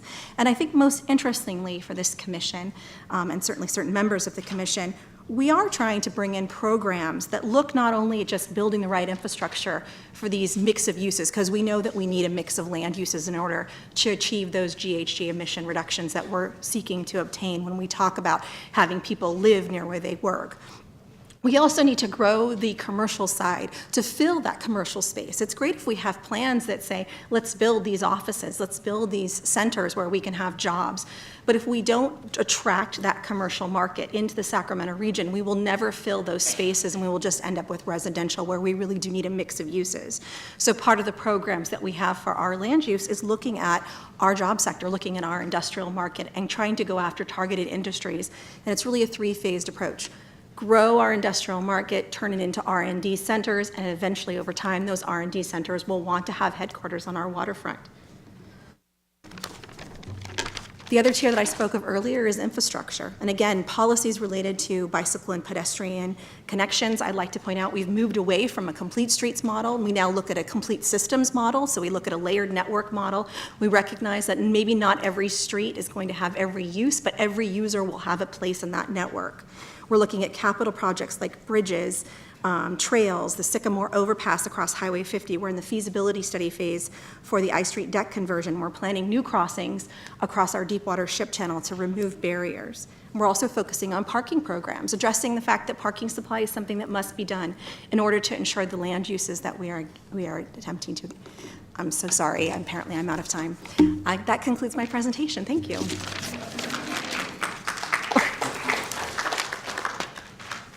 Okay, questions? Great, Chaim. Yeah, Mr. Tilley, you'd mentioned just briefly in your presentation that as you guys are a growth city and you want to be growing to build homes, and as you were pointing out, you kind of mentioned that you guys kind of get penalized for that. Could you dive a little more into that, or just kind of explain that a little bit? Does that have to do more with the emissions that you guys are then accepting as a fact that you're getting more people? Well, that's a little bit of me perhaps editorializing a little bit, but some of the laws we're subject to, most notably, CEQA, you still have to look at your own town, your own community sort of in a vacuum, and as if the rest of the world, doesn't matter. And West Sacramento growing the way we are planned to grow and the way our general plan was found to be consistent with the SES and all that, I mean, these are all positive things, but then when we grow, we have to look at that in isolation. And we can't contrast that with, say, that equivalent amount of growth happening out in the more rural areas or around the perimeter of the region. So even though we're going to grow a lot, and we should grow a lot from a regional perspective, we don't get a lot of credit for that per se under some of the current laws, and we also don't really get to penalize. Perhaps is a bit of a strong word, but it tells the story of how here we are, we're trying to do the right thing. I think by most people's minds, by being infill, by growing, not annexing additional farmland and all of that, but yet don't get very much credit for doing the right thing, so to speak, other than when we get an award from our planning association. That's wonderful, but sure like to get a little credit under CEQA for doing the right thing. Okay. Thank you. And it's like, as we kind of continue with the hearings, and I know we don't have time to really dive into this now, but I would really like to hear more of that and to see the sequence of things and how they're laid out. Because if you are building homes, you are building affordable homes, you are attracting folks in for spaces to live, but we're not kind of giving you that, that credit, especially in infill development. I'd like to know more about how we can deal with that. Thank you. Great. Anyone else? Okay. Thank you both very much. All right. I'm going to try to quickly kind of wrap up what we've heard over the last couple of hours, but I want to take most of the remainder of the time for an opportunity for the commissioners to really have a discussion about where we're going. So on the positive side, I think we heard that there's a lot of the technology already exists for what we need to do, and that the clean energy transition is happening, and that we have a real opportunity here to strategically deploy those technologies to transform our building systems, our transportation systems, and that we also at the same time need to really be thinking about we call them co-benefits and opportunities that we can get through that transformation. And those seem obvious, but I think are always worth restating. Clean air, a healthy environment, for everybody who lives here, affordable housing, access to transportation in our communities. But we also heard some significant challenges in the presentations from the cities. Really a cry for engagement, from the business community, from political leaders, the policymakers, community leaders. We need to keep on trying to find creative ways to finance and fund these efforts. It's great to hear that the cities are looking at that, but it's a big challenge, and there always will be more to do on that. And we need to make the business case, as Dr. Holton said early on, collect the data and make the business case for this transformation. I didn't hear a lot about social equity from the presentations, and I just wanted to bring that back up because that is a very important piece of this, and an overlay that this commission is going to use as we look at all the recommendations and information. So I just wanted to bring that back very visibly onto the table.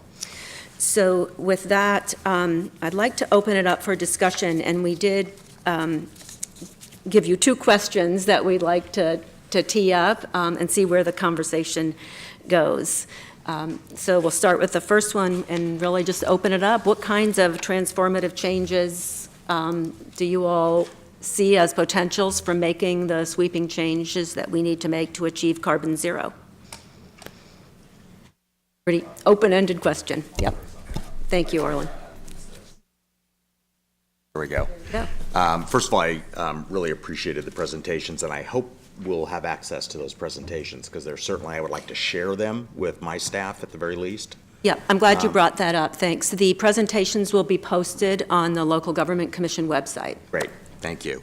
And again, I think that the focus on the built environment and transportation is the right focus. I mean, the state has done a lot in the energy space. They've laid out a very aggressive plan. A lot of that, quite frankly, is going to be driven by state policy. Certainly at SMUD, we're trying to do more. We have announced a goal of being carbon neutral by 2040 as a utility. But we've also focused primarily on in our integrated resource plan, which lays out our investment strategy over the next 20 years, an investment strategy of committing about $1.7 billion to electric transportation and converting the built environment to electric. I think as we do that, there are big challenges. If I think about the built environment, we need to figure out how do you incent developers to build all-electric developments. We've been moving forward with that. We've got about 1,500 homes scheduled for all-electric developments, but at the end of the day, in a very few short years, we need to make sure that every new building built in this area is an all-electric. We need to figure out how to electrify everything. I think as we do that, we need to look at not just the mandates that may be necessary, but what are those effective carrots that make it attractive for developers to do that, whether it is, I don't know, lower permitting costs, whether it's leaping forward in approval of your project. I think those kinds of strategies, it needs to be both, but I hope as we look at this, I think the other thing that I think will be crucial is a 2045 goal is fantastic. There's a 2030 goal that the cities are going to have to adhere to, but to kind of echo Lori's comment is we need I would like to see this commission adopt some interim targets so that we know that we are making progress between now and that first 2030 goal, because I think we need to know if we're on track. I think we need to know if we're successful. I think the other big opportunity is there's a lot of incredibly great work being done in this community. I think you spoke to that in the beginning. I know we're doing a lot of work. SACOG's doing a lot of work. There's nonprofits that are doing a lot of great work in this area. I think what's missing is that we still tend to operate in silos. And if we're going to be bold and audacious, it's going to cost a fair amount of investment in this bold, audacious new future. We need to make sure that we are spending our dollars as wisely as possible. So creating more alignment and looking for opportunities for my investment to align with Henry's investment, to align with the city's investments, I think is going to be critical as we go forward. So thank you. Great. Great comments. Thank you. And just on your comment about milestones, or as we go along, that is one of the things we are going to ask the technical advisory commissions or the tax to do, is to come up with proposed milestones of where we need to be along the way to get to carbon zero by 2045. So. Henry. Yes. So first I want to thank two great mayors. They're not here, but I still want to thank them for a steadfast commitment and leadership to improving the air quality and reducing greenhouse gas emissions. And the three great presentations from Dr. Ben Houghton and Two Cities really learned a lot from that. And for Sacramento Regional Transit, we are fully committed to be part of this effort. As you guys know, transit plays a significant role in environmental sustainability. As transit, we can improve the air quality by reducing overall vehicle emissions. One bus or one light rail vehicle can take 20 to 60 cars off the roads. And as a result of that, we can significantly reduce the greenhouse gases. And the transportation sector accounts for approximately 30% of the greenhouse gas emissions. And it is higher in California. We also can help to facilitate more compact development and wiser and better land use decisions. So a robust mobility is vital to economic growth and the quality of life. And we all realize how difficult to achieve these goals. And one presentation said it is impossible to achieve those goals. But that's why Mayor Stenberg said we need to be provocative, bold, ambitious, aggressive, and out-of-box thinking. And I really agree with Aaron's proposal. We need to have some bold and achievable goals in the middle term or in the long term.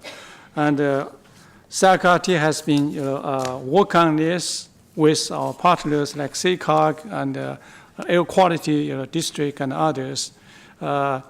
We are getting about like 20 electric buses, get a fund to replace about 20 buses. And in 2 years, we plan to replace or put more than 50 new buses on the roads. And all of our light rail vehicles are electric, but those vehicles are too old. And we get about $144 million grant to start the modernization of our rail system. In the meantime, we work with our regional partners, try to annex together to achieve higher efficiency by getting more economy of scales.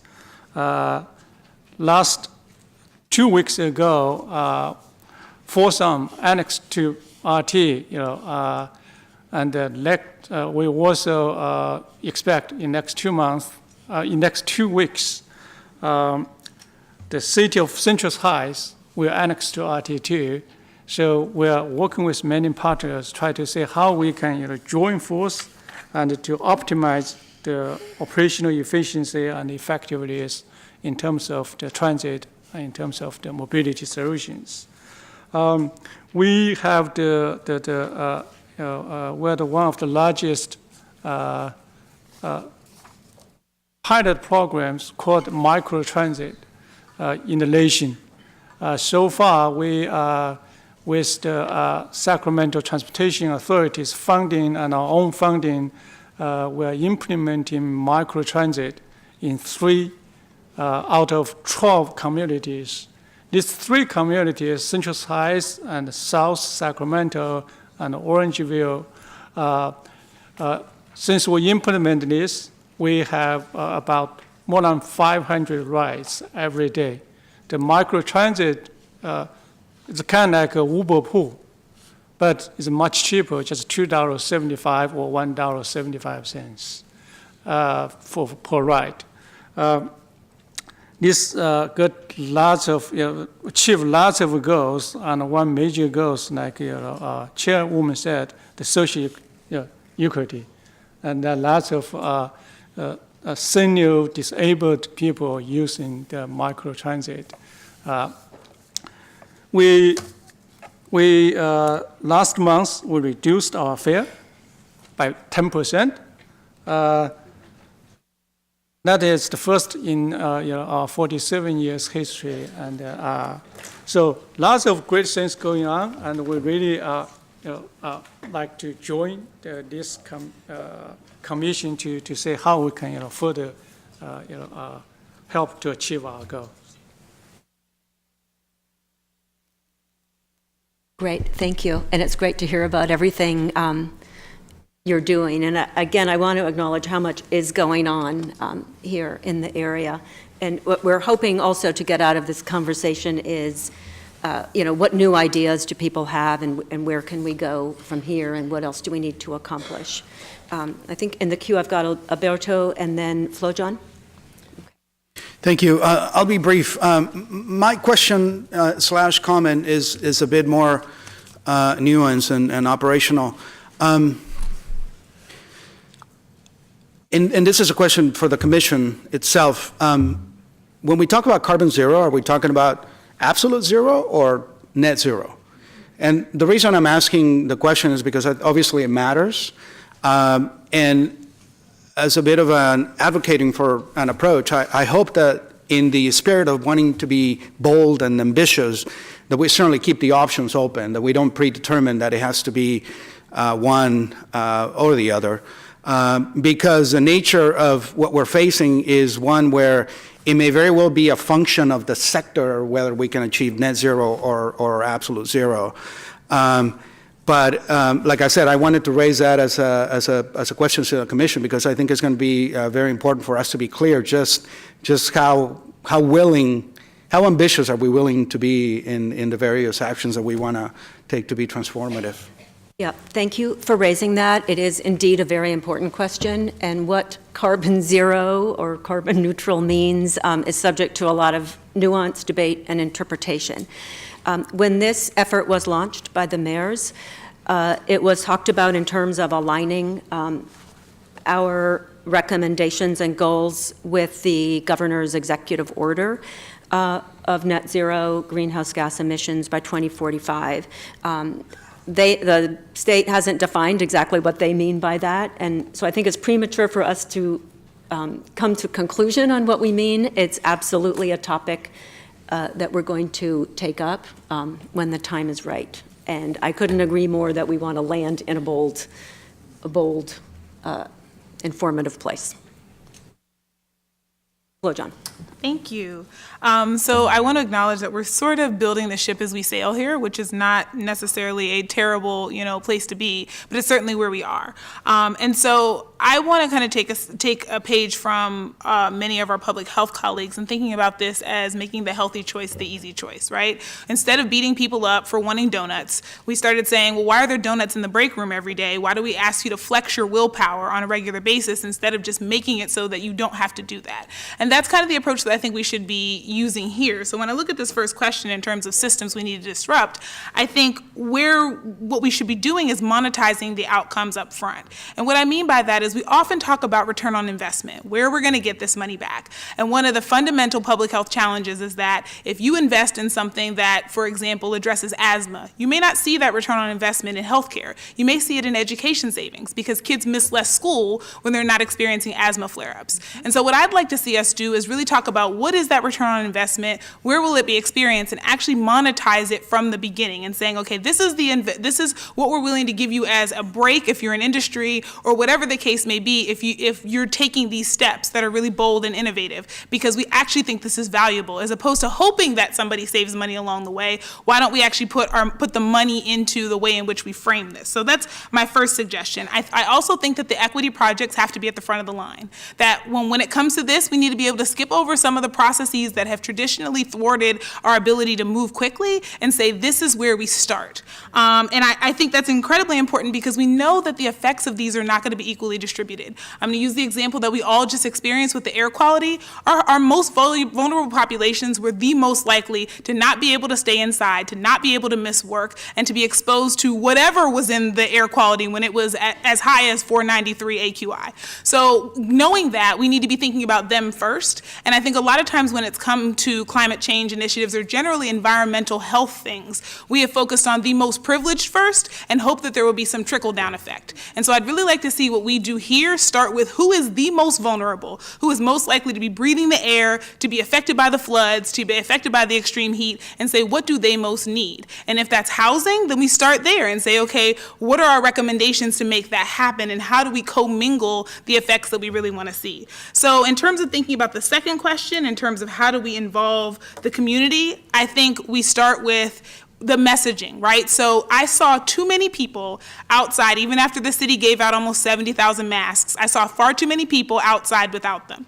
Maybe that was a supply issue. What I also saw, however, were people dining al fresco on Friday after the AQI was 490, and people and servers being outside serving these people. That says to me that it's not just an issue of I'm outside and I don't have a mask, but it's that I'm not taking this seriously because I don't totally understand what's happening here. So I think the thing we have to convey to people is how important this is, and I think that starts both with youth in terms of let's reach out to schools. We have 2 mayors who have said this is important. Why don't we reach out and create, a module so that all high school students are learning about climate change and the importance? Why don't we tie this to the 1,000 Strong initiative that Sacramento has and probably something similar in West Sac and think about how do we begin to train these youth to be ready for these green jobs that we're hopefully going to be creating? How do we pipeline them in from certain communities that are under-resourced when it comes to jobs?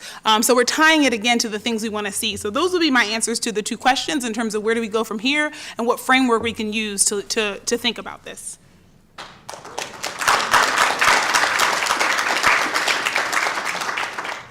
Thank you. Vice Mayor. Thank you, Madam Chair.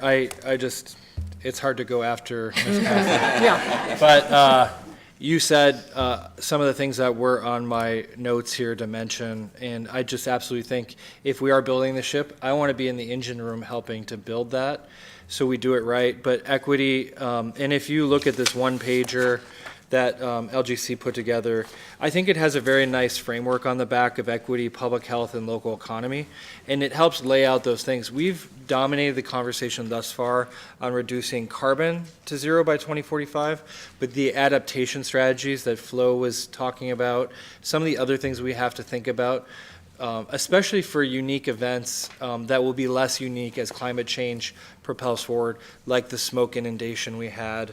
That was a public health crisis that our APCO doesn't have the authority to declare a crisis around. Sac State, UC Davis, our school districts, our employers were forced to figure out what to do with very little guidance from the public health authorities. And so I think those absolutely have to sit at the same table, how we react and how we adapt to what is likely to be ongoing climate emergencies while we change the social and built infrastructure to better insulate ourselves or to prevent climate change from happening. But I do think there are people who are able to pay to adapt.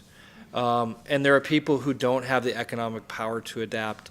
And I think this is where SMUD has done a really great job, I'll just say, in providing low-income people with opportunities to retrofit their homes.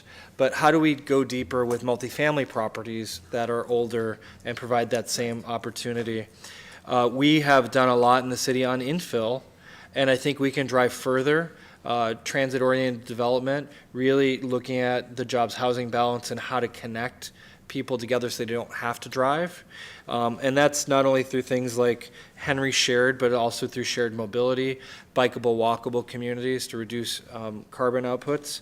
But I think those things are all part and parcel of this 3-dimensional puzzle that we will have to tackle. The last thing I'd say is I think that we can pilot some solutions here, and the typical government strategy is to offer a test. I was with the Davis administration working on green buildings and many other initiatives, and so we built buildings with cool roofs at the state long ago. But I don't think we've ever fully convinced people, and this is back to the business case that Michael Thiel was getting at, how do we show the value of those upfront investments over time? It's easy to say it'll prevent carbon emissions, but when you're trying to decide whether you put that upfront investment in, whether it's through greening a fleet, like we're going to move hopefully all of our light and heavy duty vehicles to EVs over a period of time, that's fairly rapid. But how do we show the private sector that that's just smart business? I don't think it's any mistake that Walmart began to install skylights in their stores because they realized that they could reduce their electricity bills by allowing natural light to come in. These are not revolutionary things, but they all bend the curve. And I really appreciate Alberto's comment about whether this is net zero or absolute zero, because until we stop emitting CO2 ourselves, which means we stop breathing, there will always be carbon. And I think the point that West Sacramento made about being penalized for smart growth because they're infilling, and we can cut emissions per person, we can cut waste per person, but unless we come to terms with what is a good growth pattern and a growth pattern that exacerbates climate change, I don't think that we'll truly get there. And so those are the things we've got to grapple with from my standpoint. Setting the policy framework and all that and then translating it down, I think is going to be very important. So maybe the last thing is not expecting everybody in the room to understand what the heck we're talking about as we try to convince them that's the right thing to do. And so there are a lot of communities where people are just struggling to pay their bills, keep their kids from whatever danger they're afraid of. And I think we have a responsibility to be culturally competent in communicating in a variety of languages, but also in bringing those people into the room to understand how they can embrace this as an empowerment tool, is what I would say. And so I think this is very exciting. It's going to be a lot of fun, and I look forward to learning a lot from all of you. Thank you very much. Well said. James. Thanks, Madam Chair. As a person who thinks a lot about transportation, I'm sort of find the charts that the staff put up pretty sobering. At least 40–50% of emissions coming from the transportation sector. It's a tough one to crack. And I think one of the recent reports at the state level saying the state of California is making progress. I think it was but for the transportation sector. We're making progress in the grid, and we're making progress in buildings. But VMT, vehicle miles traveled, driving is going up, and that's a real challenge. Which, gets me to some of the bright spots. Thanks for mentioning the jump bikes. The 3 cities should be congratulated for rolling out such a great plan. I've never heard the words fun and transportation in the same sentence before we introduced jump bikes. It's a good thing. But I remember about a decade ago, I went up to Portland, Oregon, and I was sort of scouting some sites for when I used to work for the Metropolitan Transportation Commission in the Bay Area, and a young woman I met there asked me, hey, what are you doing? I said, well, we're looking at your transit system up here. And she said, oh, that's great. Our transit system is wonderful. I'm going to school because I don't have to own a car. And I think I'm always honored to be sitting next to Dr. Nelson, but could we think about things like a wraparound mobility wallet for community college, Sac State students, where you don't actually have to own a vehicle to come to school? That's $10,000 a year back in your pocket. It's not easy, but if we're thinking about ideas that I think can make a difference and make a difference for real people, that would be one I would start with. Great, thank you. Lori? I think we sort of know what we need to do. So the transformative, we're doing a lot in transit, in transportation, in buildings. I think the transformative change we need is to realize the extent of this threat and to act accordingly, which means not just looking at the low-hanging fruit, but doing the hard stuff early on. We don't have a lot of time because the emissions that we put in the air are going to be there for decades. So it's going to get worse no matter what we do. That means that we need, for moral reasons, for future generations, for every reason, we need to act on this with the urgency that it deserves and not say, this is too hard, this is impossible, people will not change their behavior. I think we have to assume that everybody's going to get this very soon. We had the smoke, we have lots of things that were predicted that are happening now. So I think all of us need to change our way of thinking to this is something that we must do. We must do quickly. We can't wait till 2045. I know I embrace 2045 as a good starting point, but once we find solutions and they're there, we need to speed it up. And we need to so I would say urgency And if we're going to monetize these things, which I totally agree with, let's do it in relation to the avoided costs, which could be extinction. You know, the avoided costs are so huge that it's really worth as much investment as we possibly can. Great. April. Well, one of the things that I've been thinking about as I've been listening to my colleagues, I've actually been thinking a lot about question 2 and what I can do as a community leader to ensure we achieve carbon zero, and a little bit about within that, the transformative changes. And for me, I've been thinking a lot about how we need to challenge the assumptions, challenge our individual assumptions about who's at the table. One of the things that I was really proud of was just the fact that, you know, a member of the disability community was asked to be here, because a lot of times, you know, as a systems change person, I'm kind of clamoring to be like, no, we've been talking about the built environment for decades. Come, I want to be at the table. I want to be at the table. But the fact that I don't have to do that and I can be at the table is shows a lot of leadership. And I've been thinking a lot, you know, about the most recent disaster, you know, the Carr fire and the Camp Fire, and thinking a lot about how, you know, the number one population that was killed or missing are people with disabilities or seniors. And a lot of the times I've been hearing a lot of people say, well, of course, you know, they can't get out of their house. Of course they're the ones that are going to pass away. But that's an example of how we need to think about, well, actually, what if we build the resiliency of those communities, give them the tools and give them the supports, and think differently around disaster planning, and making sure that those groups are at the table, and not just thinking that it's a foregone conclusion, you know, that group is going to obviously be the ones that are going to be at the losing end of all those things. So that's what I am thinking a lot about, is just how I can make sure that the people who aren't generally thought of as at the table, or who we have to challenge our assumptions about being at the table and what that means, are heard and given the tools to be resilient within their own communities. And also the fact that, you know, we can be bringing up some leaders within those, you know, communities that can step up and build their capacity. Thanks, April. Chris. Will work at some point, right? Thank you, Madam Chair. And it has been really a pleasure to hear a lot of the commissioners' viewpoints today on this subject. And I'll readily admit that climate change and the language of climate change, and you know the absolute outcomes that are threatening us. But it's always been a challenge, even at the policy level at City Council, and the great work our staff does to bring it to us. It's hard to grasp in terms of what do we do next, right? What as leaders do we do next? I'm taking the second question on first, because I think what absolutely has to change is our language around this.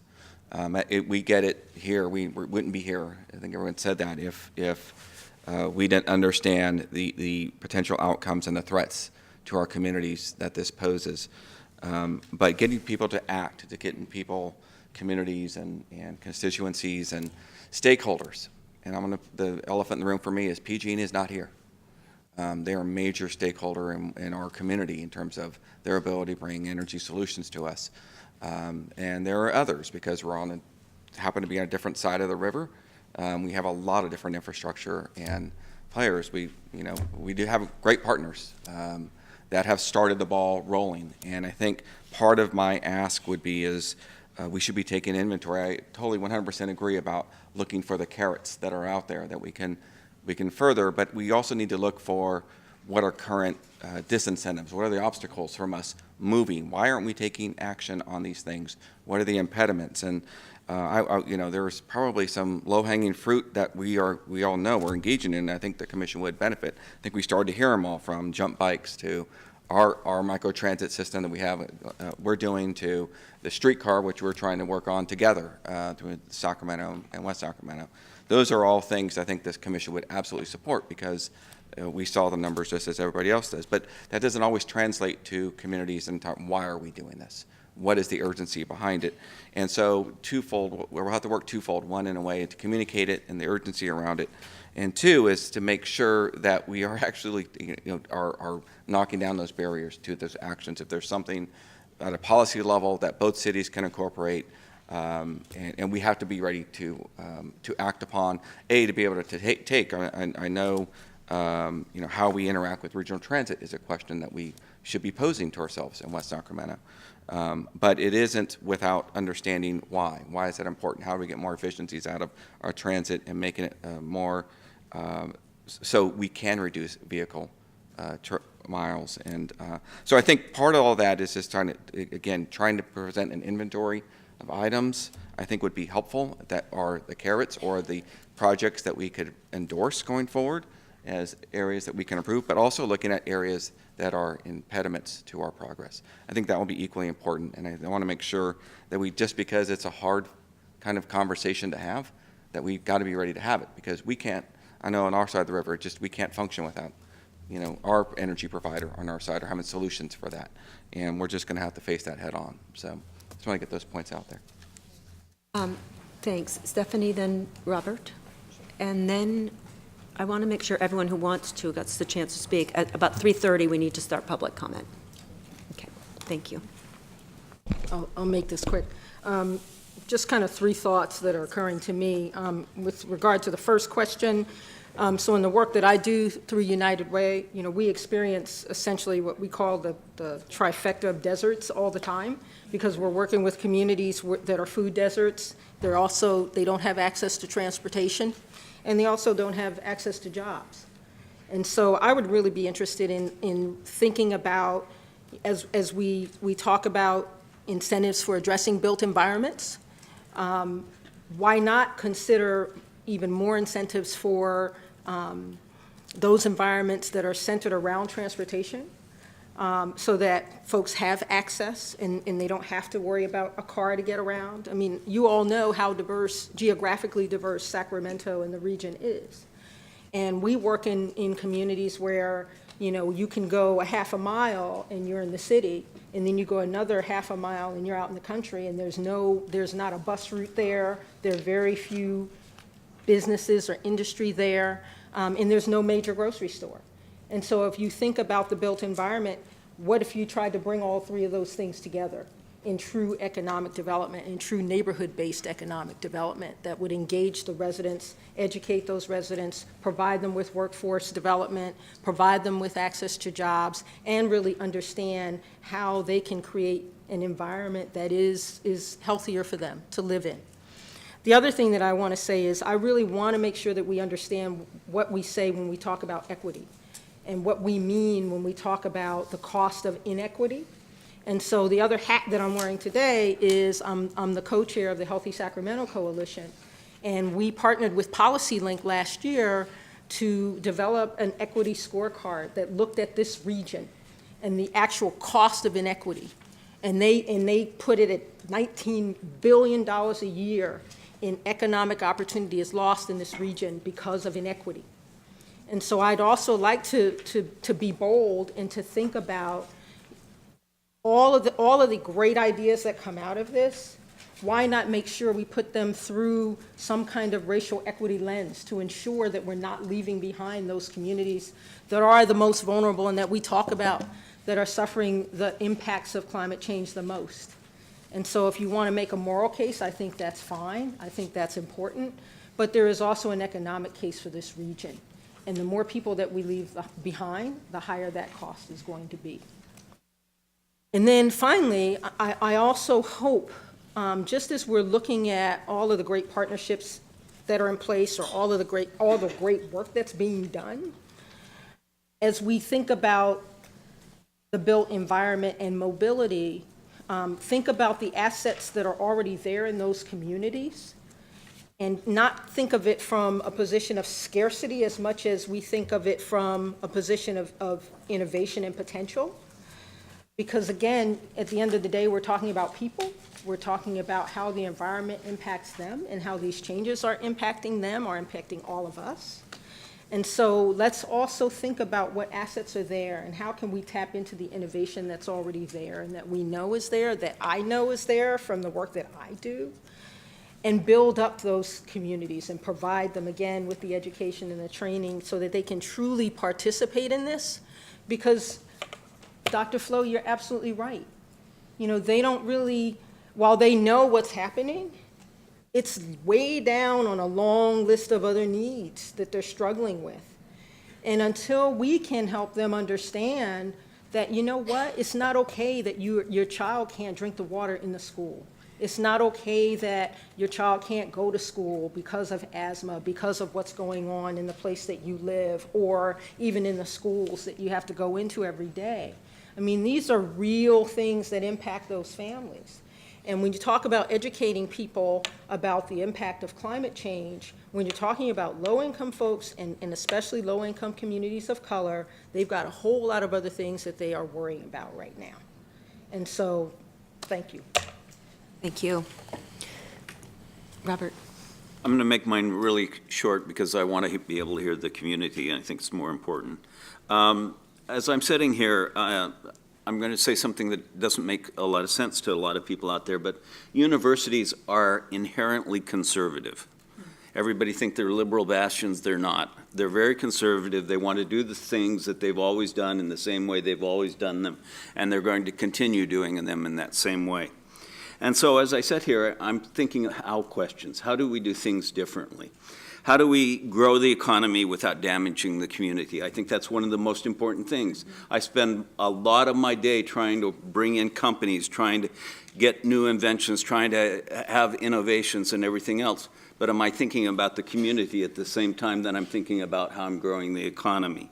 How do we build buildings differently than we do? We know just using precast concrete in a building that we just did lowered everything by about 30%. But when they first came up with that idea, okay, let's do precast concrete, I'm going, what? You know, this is Legos, and we're going to put a building together. You got to start thinking differently, and you got to start thinking differently about how we get to campus. Do we even need to get to campus at all? How do we partner with our neighbors, the city and the industry? How do we educate our students differently? How do we put sustainability in the curriculum itself and into a creative writing class, or into an engineering class, or into a health class? How do you build it all into the curriculum so you're thinking about it at all times? And how do we react and how do we adapt?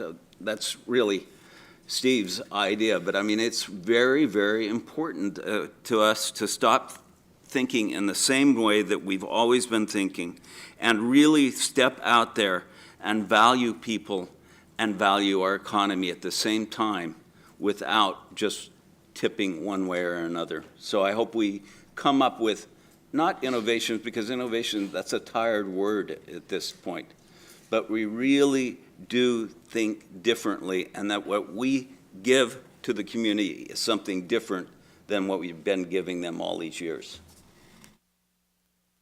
Thank you. Meg?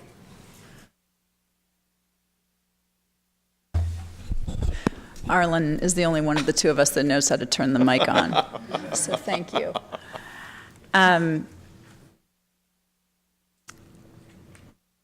I think from a transformative perspective, the really active, meaningful involvement of the business community and the private sector is essential. They are our employers. They are where our economic growth is going to come from. They're where we want to diversify to, while minimizing, in order to sort of downplay the extent of government employment in our region. And I think a lot of the remarks that we've heard today ring really true for the business community. We would need to be able to quantify return on investment. We would need to be able to quantify the cost of inaction. We need to be able to translate near-term actions on businesses that think, frankly, in the relatively short term, and how that relates to climate change that is, despite acting on us last week, is playing out over a really long time horizon, and therefore can seem and can therefore fall to the bottom of the priority list for a lot of people getting up every day and trying to conduct the business that earns them and their employees their livelihood. But those entities earn people's their livelihoods, and they are the economic strength of our region. And I'm really glad to see Mike and Nikki and others here today and part of this commission, but I would really welcome, as part of our larger effort and possibly rolled into the CAP, that the city and the cities are going to move forward with, a very conscious effort to speak the language of and engage in the timelines of the business communities. Great point, thank you. Julia? So I just want to make one point, since I already had the chance to ask a couple questions, and that is the thing I am most excited about is youth outreach, because they are not in a box. They don't have preconceived notions from sitting in meetings for 30 years. And so my commitment is to take this on the road and go to any high school or university that will host a visiting advisory committee, will host a meeting. And I volunteer to do that. Fantastic, thank you. And the city does have youth engagement also as part of their plan, so we can hopefully coordinate around that. Alberto, and then we'll move to public comment unless someone has something pressing they feel like they didn't get to say. I'll make it quick. As somebody who thinks about transportation a lot as well because of the fact that it's a major source of air and climate pollution, the transformation of transportation is already happening. And I hope that the commission can be one where, to me, the benefit is, how do we align local and other, state and hopefully federal policy so that we can guide this transformation that is already well underway to a net benefit for the environment, our communities in need, our greater social goals. And to get there, I hope that this commission keeps open the idea of, I heard a lot about carrots, and that is the right thing to do in this setting. But we also be cognizant that to be transformative, we may have to rely on the sticks as well. And one of the things that I'm interested in is to find the right balance between the two, and I hope that the commission can keep an open mind for that. Yeah, definitely. Nikki? I just want to thank all of the fellow commissioners for their comments on urgency. I think that that is an essential overarching theme that we need to keep in mind as we talk about equity. As we know right now, one of the largest issues facing our community has been the issue of affordability of living and being able to sustain a lifestyle. So I think as we talk about all of our goals on environmental sustainability, that we understand that affordable housing and workforce housing is a key element to that, to all of our goals of achieving the environmental sustainability that we want to see. And I'm really happy to see the community development departments and planning departments here, because it's truly through what we build that we directly influence the way that people live. If we continue to build parking garages, people will continue to have cars. There was a statement that we can't control the cars that are coming into our region. But I do believe that what we can control is building the housing in the right places so that the people that work in our areas have the ability to live near them. So in that perspective, I do believe that we can control the cars that are on the streets. I mean, to see the numbers that you showed us, which was 50% of our emissions coming from transportation, really shows us that we need to focus on that element and really build the housing that is affordable through every innovative method, through every incentive, and I do believe that we can accomplish that as a city. So thank you.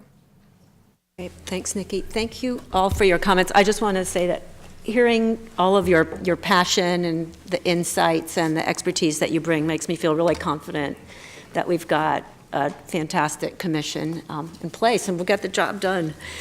So now it's time for public comment. I believe we have about 10 people, 2 minutes to speak, and Sacramento Vice Mayor Steve Hansen has volunteered to manage this process. Your city clerk du jour. So I'm going to, we have 10 people signed up to speak. I'll call 3 at a time, and there'll be 2 minutes per person. The first person is Bernadette Austin, then John Mackey, and then Harold Thomas. Bernadette?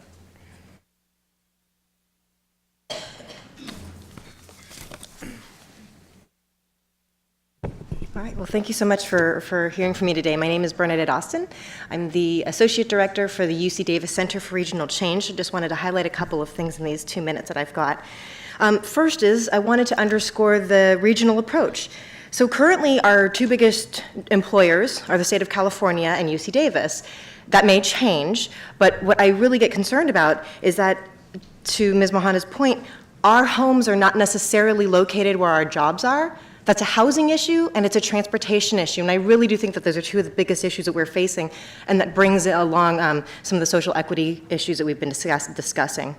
Related to transportation, I also, well, let me go back to housing. We all need to take some responsibility about where our housing is. And it's not a secret that we aren't following our most recent blueprint. And we really need to work harder to make sure that housing growth happens along those smart growth principles. And then related to transportation, I can't speak for Sacramento County, but in Yolo County, we are struggling to maintain the transportation infrastructure we currently have, let alone grow the transportation infrastructure. So if we build more roads, how will we maintain them? If we expand more transit, how are we going to pay for that to continue? And so while I am a strong advocate for active transportation, transit, et cetera, I think we need to be really thoughtful about maintaining what we currently have as well as growing new options to address new mobility needs. And then in closing, I do want to underscore that at our center, equity is a core value. And I really look forward to weighing in on the Community Health and Resiliency Technical Advisory Committee. I'll highlight 3 areas that have just come to mind that the Center for Regional Change has done work in. We've done work on building equitable student transportation. I'd be happy to share with you. We have an interactive online map that includes, among other things, jobs, housing, fit. So matching housing, affordable housing and low-cost housing with jobs that pay at a comparable rate. We've also done some extensive work with the state on fair housing and social inclusion. And so with that, thank you for my Thank you, remarks. Ms. Austin. John Mackey, then Harold Thomas.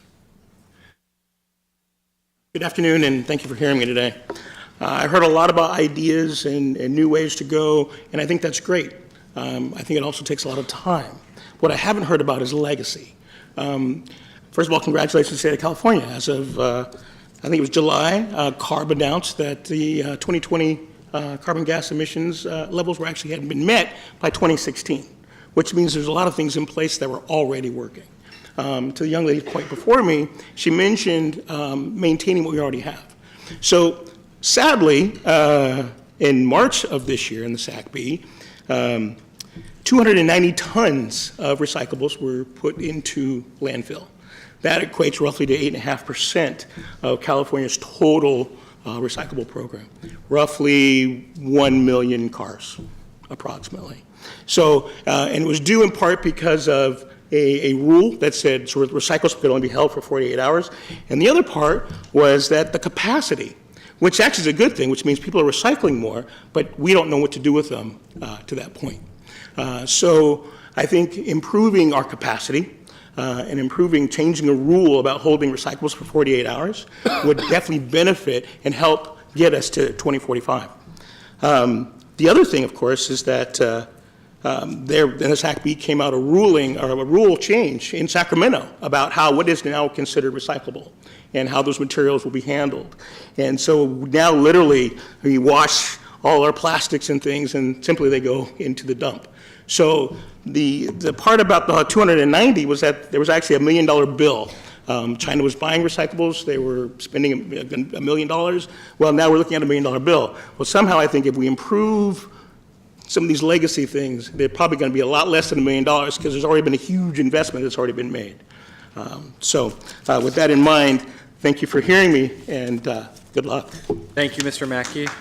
Mr. Thomas, after Mr. Thomas is Chris Carlson, then Matt Piner, then Chris Brown. Thank you. I want to address Mike Thiel's question. He's basically saying if local climate action is politically painful and overly expensive, and if our efforts will not change what is happening in the world, why are we to bear this cost alone or with fewer people? I would point you to the New York Times story this weekend about the coal states. That's Vietnam, China, and India, which are building new coal plants faster than they are doing anything else with energy. And those coal plants are where we are buying our goods. My shirt is probably from Vietnam, and my shoes are probably from India, and yours are too. So why are those jobs not here? So what power we have is to bargain. We can bargain locally and as a state. We're the 5th largest economy. We can bargain with capital investment policy. Our bonds, when we put our bonds in with Goldman Sachs, perhaps we should be talking to Goldman about the climate investment right here, not in India.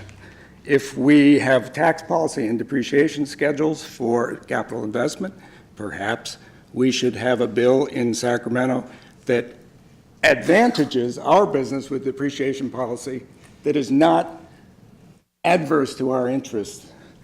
And finally, the carbon tariff should be considered. There's no reason that the state of California shouldn't have a carbon tariff. I'm sure Mr. Trump would be surprised if the Democrats here had a carbon tariff. But we can use a carbon tariff, and we can bargain to bring jobs back here. So you want an economic development here? I think you have to bargain with the capital we have. We have to bargain with tax policy, and we have to bargain with our fifth largest economy on the planet. So thank you. Thank you, Mr. Thomas. Mr. Carlson.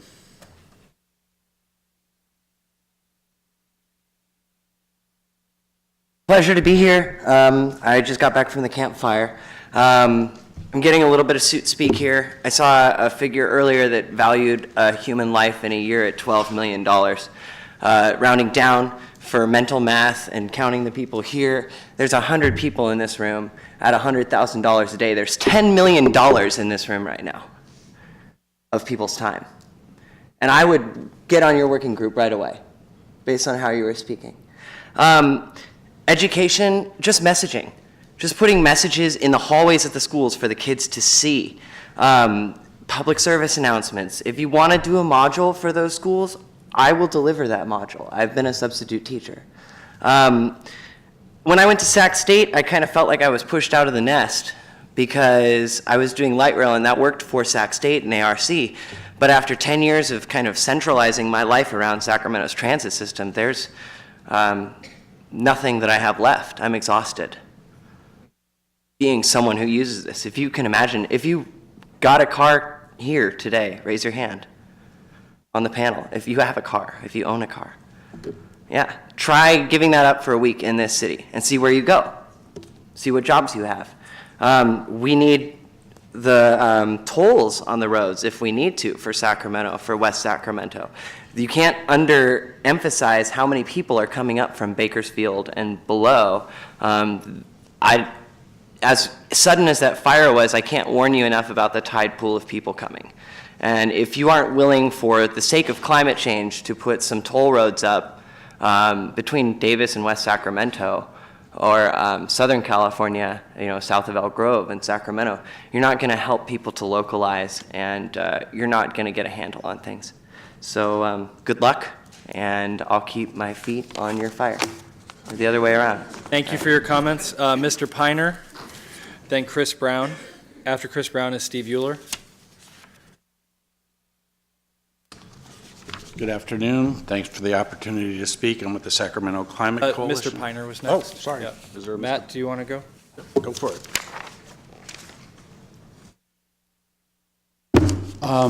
This is an amazing panel, and this is an amazing time that we're living through. We certainly have been seeing climate changes here, and so we are doing something. I want to bring up some resources. This book on Drawdown is kind of a global, a compilation of the global initiatives going on that's good to refer to. Also, there is a Carbon Neutral Cities Alliance that has already done some work on framework for long-term deep carbon reduction planning, climate positive development from the Carbon Neutral Cities Alliance. It's a global alliance of 22 cities around the world. I think Sacramento, as the capital of the state of California, in conjunction with what West Sacramento is doing, is going to do a tremendous amount to really show the way. One of the things I wanted to bring up, and I'm an architect, so I want to get involved with the Built Environment Technical Advisory Committee, so I want to continue being involved with this group and these efforts. I think it's important to establish the metrics. Beside the metrics we have, there are also metrics that are extremely valuable for the public, which has to do with things like thermal imaging, to see how our city glows during the summer, what the urban heat island effect really looks like. And as we start putting practices into place, that we can actually change that and literally cool our city down and show that. Part of that is trees. We're going to have other people speaking to trees and shading. Being the city of trees is something to be very proud of. It's carbon sequestration. We have to look at green waste and where that's going. Getting that carbon back in the ground is a big picture thing. We have to have PV everywhere. We have to look at the solar envelope in terms of how we develop. Per the comment about India and China and coal, besides these economic incentives would be the idea of adopting a city to show the way towards clean power. And then finally, what does it look like? We should be very proud that here in Sacramento we have the first living building in the state of California, right here. And actually the president of that company is here. I was glad to see him, but I don't have anything further, but go Sacramento. Thank you, Mr. Piner. Chris Brown, and after Chris is Steve Euler, then Karen Jacques. Good afternoon. I applaud a lot of the ideas that have come out of the panel. I'm not going to repeat those. I am going to suggest, though, that the framing needs to be differently. We are facing a climate emergency. In August, the California Climate Assessment said climate change is happening more rapidly than we thought it was happening. In October, the IPCC said the same thing about the globe. And just this last Friday, the National Climate Assessment came out, and it said 60% of mammals that were around in 1970 have disappeared because of human action. So that's on top of what we're doing to the climate. We are facing an emergency. We need to say it, and we need to do things about it as if it was an emergency. What does that do for us? It breaks down the silos. It's great there's all these departments here.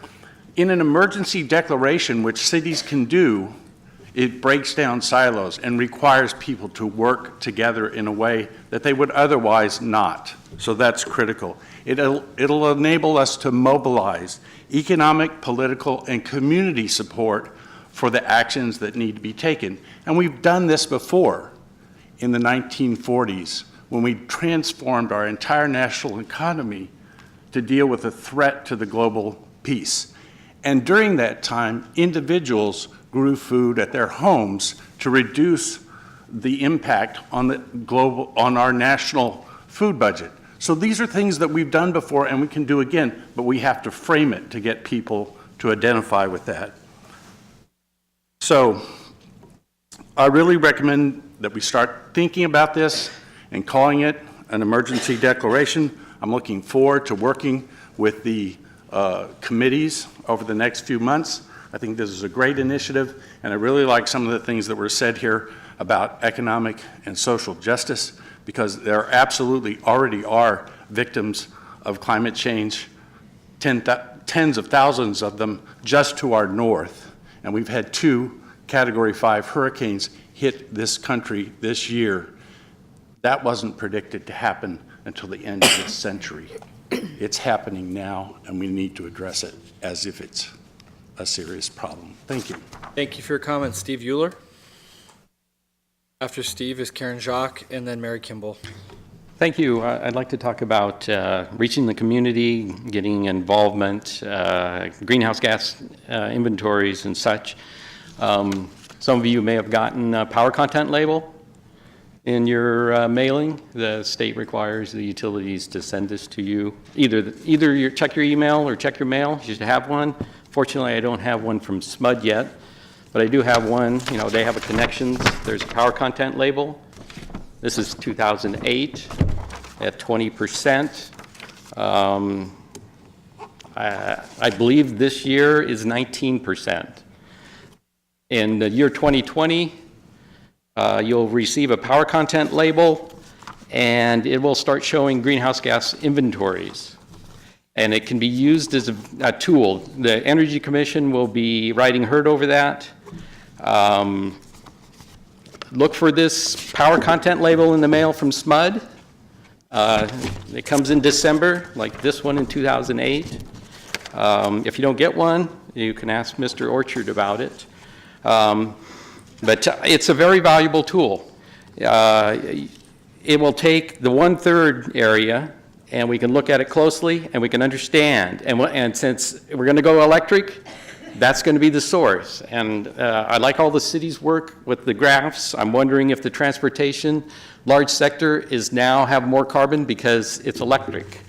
And I'd like to see some of their data and separate it.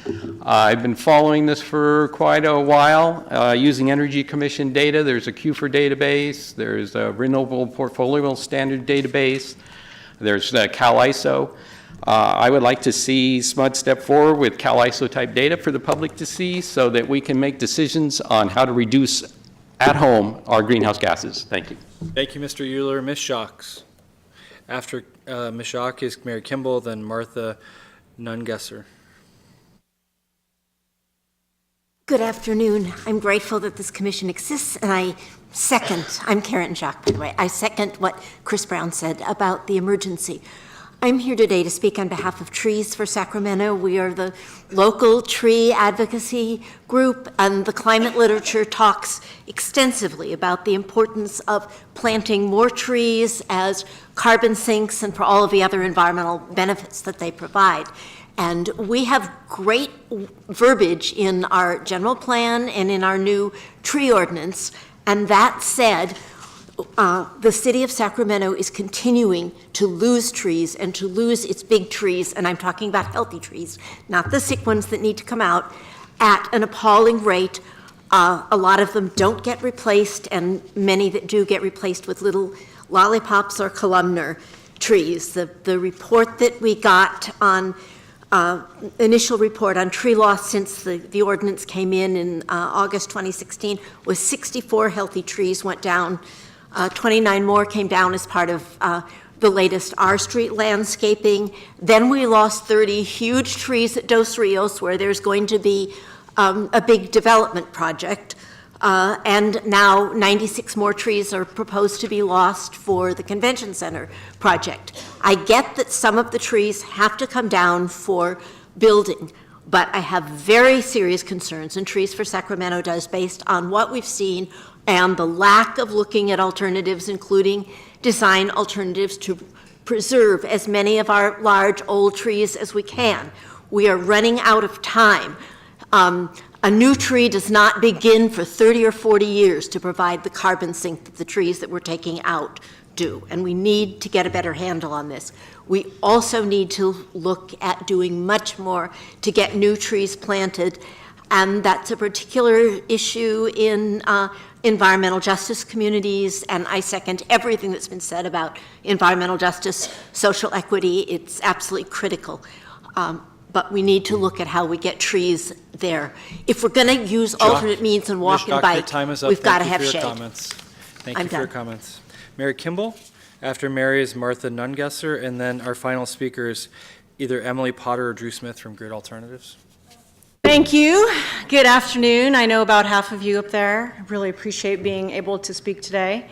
I'm here to actually speak on behalf of agriculture and the soil, because the largest living organism that has the opportunity to sequester carbon, no one's talked about today, and that's the soil.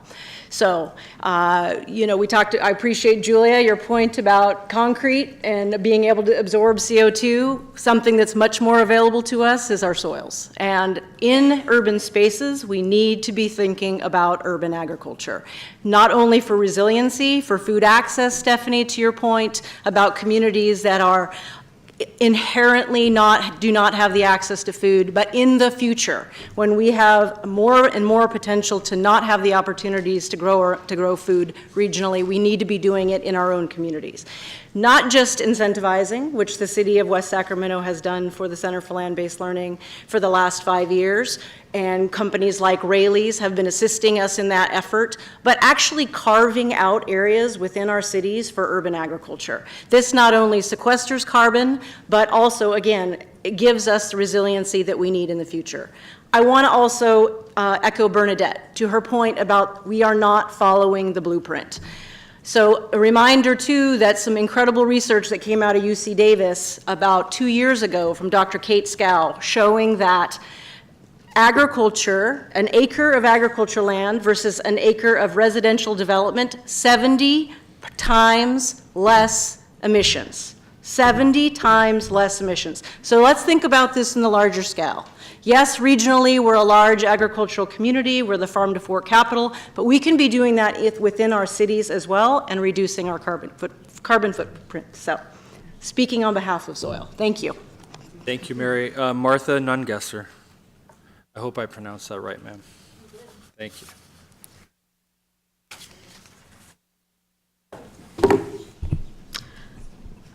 Hi, I'm Martha Nungesser. I am representing the Sacramento Citizens Climate Lobby today here. One of the major purposes and the primary goal of the Citizens Climate Lobby is to have a carbon tax and dividend. And I was thinking about that in terms of what's happening or going to be happening with this planning about climate change in the Sacramento area. And that is, I think it's really important to make sure that whatever costs there are to greenhouse gas emissions, we also consider the effect and preventing undue burdens on people with lower incomes, people who cannot deal as well with the increased taxes and costs. I have been very encouraged. I had to submit my request to speak before I had heard many of you talking about how important it was for social justice, environmental justice issues. I am very glad to hear that, and I hope to continue to have you guys make sure that that is a really important part of the greenhouse gas emissions efforts of Sacramento and West Sacramento. Thank you. Thank you, ma'am. Our final speaker is Emily Potter or Drew Smith from Grid Alternatives.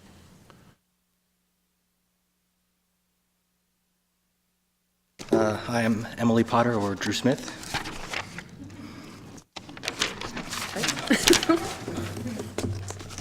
I'd just like to address, I'm with Grid Alternatives, and I'd just like to address some of the comments made on equity. It's important for the Commission to build partnerships and identify strategies for community health and resiliency that address specific barriers for low-income communities. I think a lot of those were kind of brought up earlier, so I won't really go into detail. But regarding resiliency and equity, some of our suggestions include engaging in low-income community solar and deep energy efficiency efforts with SMUD, such as cool roofs and solar shading. Developing local renewable energy generation goals for low-income individuals, initiating distributed energy resource projects that integrate solar, battery, and EV technologies for critical community facilities, and then identifying in advance of extreme weather events at-risk and vulnerable individuals. Grid Alternatives is a nonprofit working to create equitable access to clean energy and job training. We've installed more than 10,000 low-income residential solar installations and expanded our services to include multifamily and electronic vehicle access, and we've partnered with SMUD in the past to provide energy assistance to low-income households. We'd be pleased to lend our organizational expertise to address issues related to energy access for vulnerable community members under the guidance of the Commission. Thank you. Thank you for your comments. We have two additional speakers, Muriel Strand, and then our final speaker will be Karen Gale. Muriel? Good afternoon. Commissioners, thank you for the opportunity to comment. About 10 years ago, I was the most sustainable candidate for mayor of Sacramento, and it was a really fun experience. And since then, I have continued to read and go to conferences and learn various things. And so I have a suggestion for you guys today that's a sort of interim milestone, a practice, a way to practice change, something that's achievable, which is to ban leaf blowers. Banning leaf blowers, we can create jobs and help end fossil fuel addiction and garden abuse and ear abuse. And if we can't even ban leaf blowers, we really are toast. We deserve to be toast.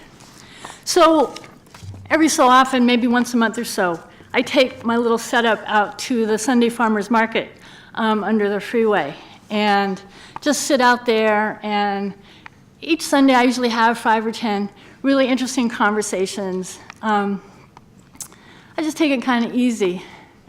But what really makes that experience so much fun is the diversity. It is some world-class people watching, I will tell you. Every race, every gender, every class, every age, except teens who are old enough to get mom and dad to leave them at home on a Sunday morning.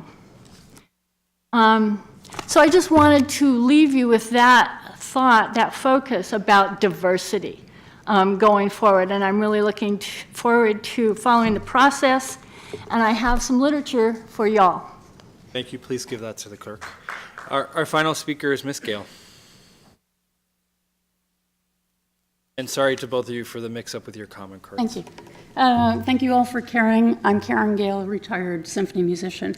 Thank you for bringing up donuts, carrots, and food deserts. Are there any of you on this commission who don't realize or acknowledge that animal agriculture is a huge contributor to climate change? The Hawken book, number 4, right? Plant-based. How will you, I have 3 questions. How will you, do any of you not realize or acknowledge that? How will you educate and incentivize our movers and shakers, our businesses and our citizens to move quickly to plant-based food, clothing, furniture, etc., and away from water-guzzling, pollution-causing, animal-tormenting meat, dairy, leather, wool, etc., etc., etc.? How many of you are reducitarians? How many of you are vegans? Other? Any role models here? Wow, okay. So the first question, are there any of you on this commission who don't realize or acknowledge that animal agriculture is a huge contributor to climate change? And going plant-based is very positive and certainly more equitable for the food deserts and for people's health. Anybody? Okay, the good news is that people can learn about and choose to do this. Urgency, boom. I hope you'll educate and incentivize all of us on this. Thank you, Ms. Gale.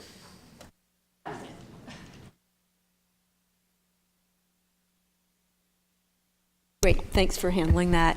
Thank you, all of you who spoke and submitted comments. So several people submitted written comment only, and just rest assured, those will be distributed to everyone on the commission.